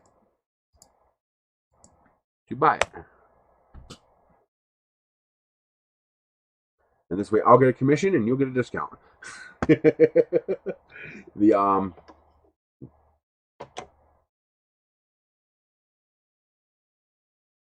ahead, send them to me. The point of using a blunderbuss is that a blunderbuss is relatively low pressure. It doesn't have the same chamber pressure as a rifled round or a shotgun has.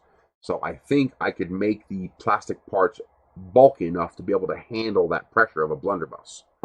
So the blunderbuss would basically you'd put your charge inside the gun and then you'd stuff whatever you had down the barrel. Silverware, wood, nails, rocks, whatever you had, you'd stick that in the blunderbuss. Ba-boom! So I think I can do that and have it work.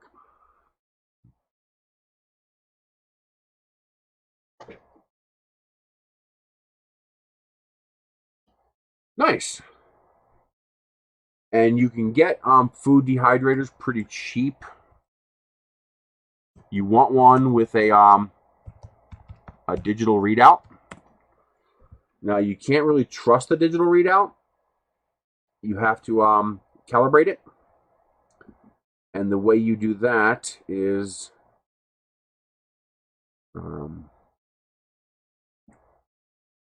by putting a temperature probe in there. And then you create a table. Say, okay, when the dehydrator says 55, it's actually 60 or 40 or whatever. And you create your table so that you know what temperature to set it at to reliably get the same temperature every time. I don't see the one I usually suggest.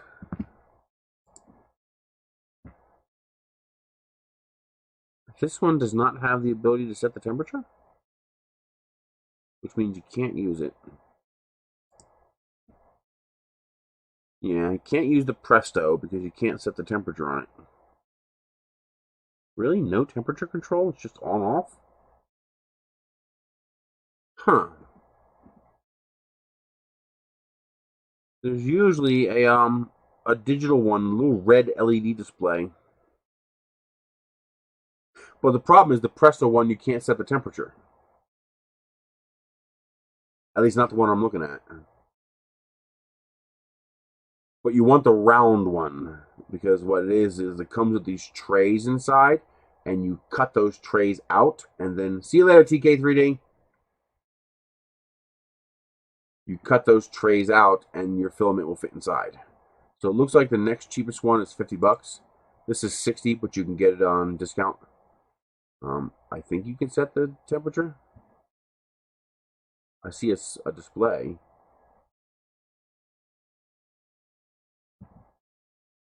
Oh, the temp control one keeps popping in and out. Well, until it pops up, you have this one here. So you see how you have these trays, and you have these inserts that go between the trays. What you do is you cut out that webbing between those inserts, and that allows you to fit filament rolls in there. And this one looks like it has the ability to allow you to set the temperature. Yeah, temperature and time. So again, you'd put your barbecue thermometer in there, you'd set the temperature on there, and you'd see what it actually gets to, and then you'd create your chart to allow you to figure out what temperature you're going to use, and then you set it and forget it. That's it.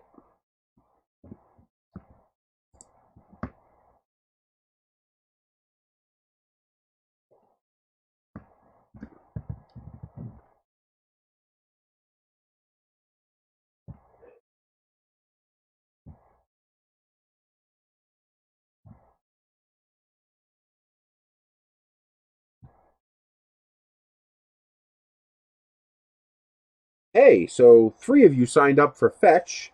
Randy P, you still need to scan a receipt. Also, Dodson, you need to scan a receipt. I don't get the credit until you scan a receipt. You just got to find any receipt anywhere, literally anything, from McDonald's, from grocery store, whatever. And it's not a lot of money. I get $2 when you refer me, but for yourself, you also get $2, 2,000 points. You need basically 40 receipts to get $1, but it's free. It's free money. So you just scan all your receipts. You can link it to your Amazon and your email, so it'll get your Walmart receipts and it'll get your Amazon receipts. And then it's just passive income. If I make $100 a year, that's enough to pay, Michelle's phone bill for 4 months. You know what I mean? It's just that little bit of passive income.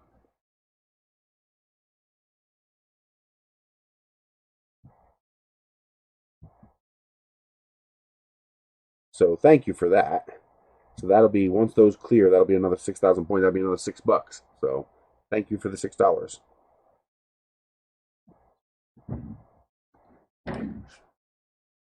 Alrighty, guys, I'm going to call it for today. I'll let you know how high this gets. We went to 36. I'm going to leave it plugged in and see how high it goes. I'm wondering if I could insulate this container. If I could put insulation around this. Make a little insulation sleeve to slide over it to help it get the temperature easier. That might work. Because, it's a battle between how quickly the heater can apply heat and how quickly this emanates heat, radiates heat out. So in the wintertime, this won't work as well as the summertime, for example.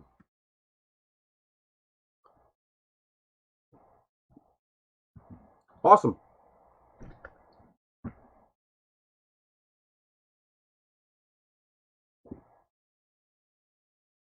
What's Reflectix?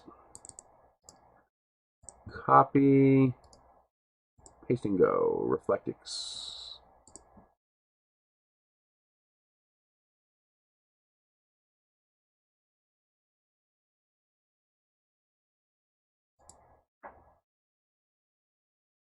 Oh, I see what you're talking about. Okay, insulation.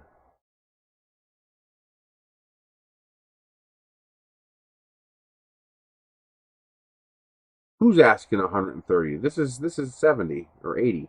This is not 130.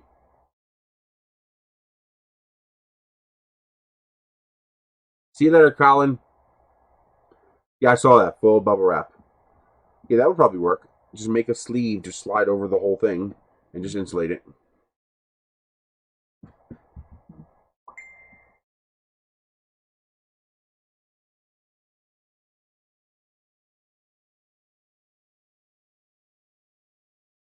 Oh, yeah, too expensive. Yeah. No, just buy a food dehydrator.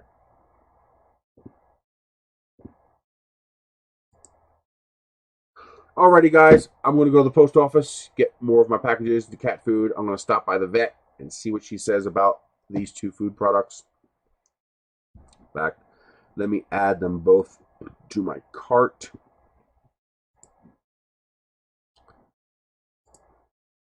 Well, at least they do get a subscribe and save discount.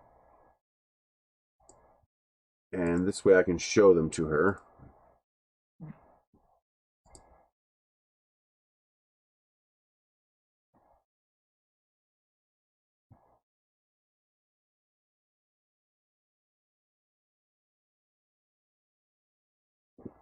And see if she thinks that's okay to do like 50-50. Because if I can even do 50-50, that'll make a big difference budget-wise. I can delete all that. I can delete that. I can delete that. Is there any others? I don't see any. I mean, you got the canned food, but that's like stupid expensive. $40 for 24 cans. Ouch.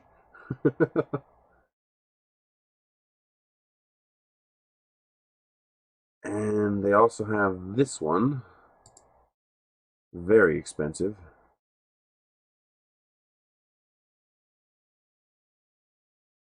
How big a bag is that? Ouch. 4 pounds for $25. Ow. That's expensive. Jesus.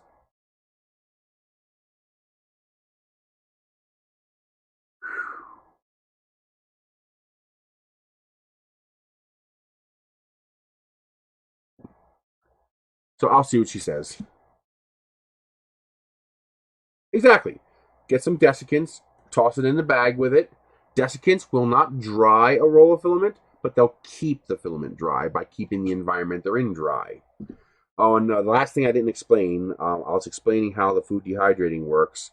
The reason we have to increase the temperature is because the water is absorbed into the filament, kind of like bonded to it in a way. I don't know if that's technically correct, but for the context of this discussion, it'll work.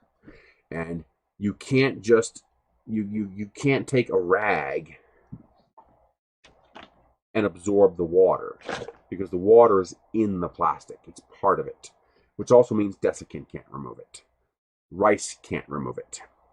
Now, what the reason you heat it up is by adding energy, you drive the water out. You have to apply energy. You have to apply force to drive the water out. That's why you have to use a food dehydrator or something like it to heat the filament up to drive the water out. Now, once you've driven the water out, you can keep it dry using rice or desiccant. You know, rice is basically a desiccant in this context to help keep it from absorbing any new moisture. You put it in a sealed environment, Ziploc bag, and you put the desiccant in there so that there's no moisture being in the bag being absorbed by the filament.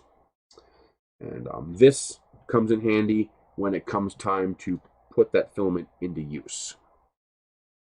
Probably correct. It probably is heat vaporization or something like that.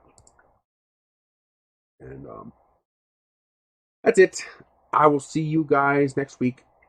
I got to try to make a video to post this weekend. I've been slacking off and not posting my weekend videos. I will be getting rocket videos posted. I did get a couple of kits. In fact, we didn't open that, so I guess I'll open it and let you guys see it.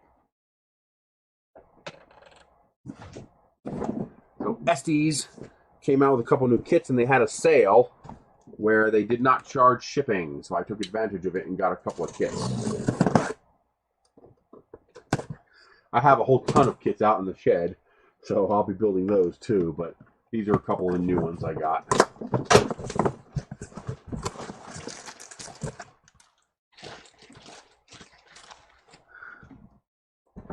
So I got the Mars long ship, and I think I got the doorknob, and I got the hopper, I think. Yeah. Figure take advantage of the free shipping. Order a couple rocket kits I shouldn't be ordering because I don't have the money, but I wanted them, so I ordered them anyway. So I got the doorknob. That's a scale rocket. That looks pretty darn slick. And I got this one's really cool. This is the Mars Longship. Really nice looking. And then I got the little star hopper. So eventually I will be doing live streams on the Rocket channel. We'll build one during a live stream, just like I build a printer. And as long as I don't fuck up the taxes. If I fuck up the taxes, I'm in trouble. Because $11,000, let's see, what would I, if I can't claim it on my taxes, I really am in trouble. What's it, 11,400 times 0.22?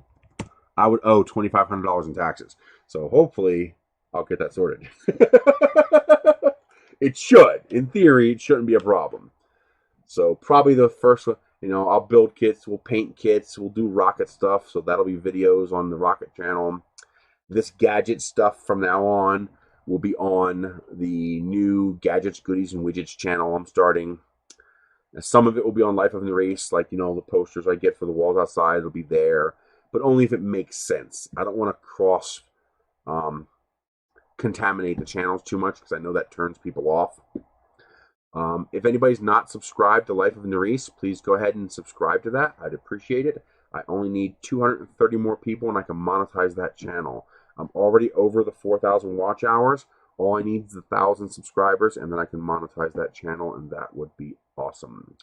So I will see you guys next week. I also want to give a huge shout out to my patrons. I have 64 patrons who are still with me. And some of those patrons have been with me for many years. I mean, some of these guys are only giving me $1 a month, but they've been giving me $1 a month for like 3 years. And that is amazing that people will stick with you for that long. So shout out to those people. Thank you very much. Link is Nerisse.com. Go to Nerisse.com and all of my channels are there. Once I get the first video uploaded to the Gadgets, Goodies, and Widgets channel, I will add that link to Nerisse.com as well. So that's it. You guys have a great day. I will see you all next week. And thank you once again for joining in. Thank you for signing up for the fetch. You know, it's an easy way for you to give me $2 without costing you a penny out of your pocket. I said, if I get 100 of you guys to do that, that's $200. That's an electric bill.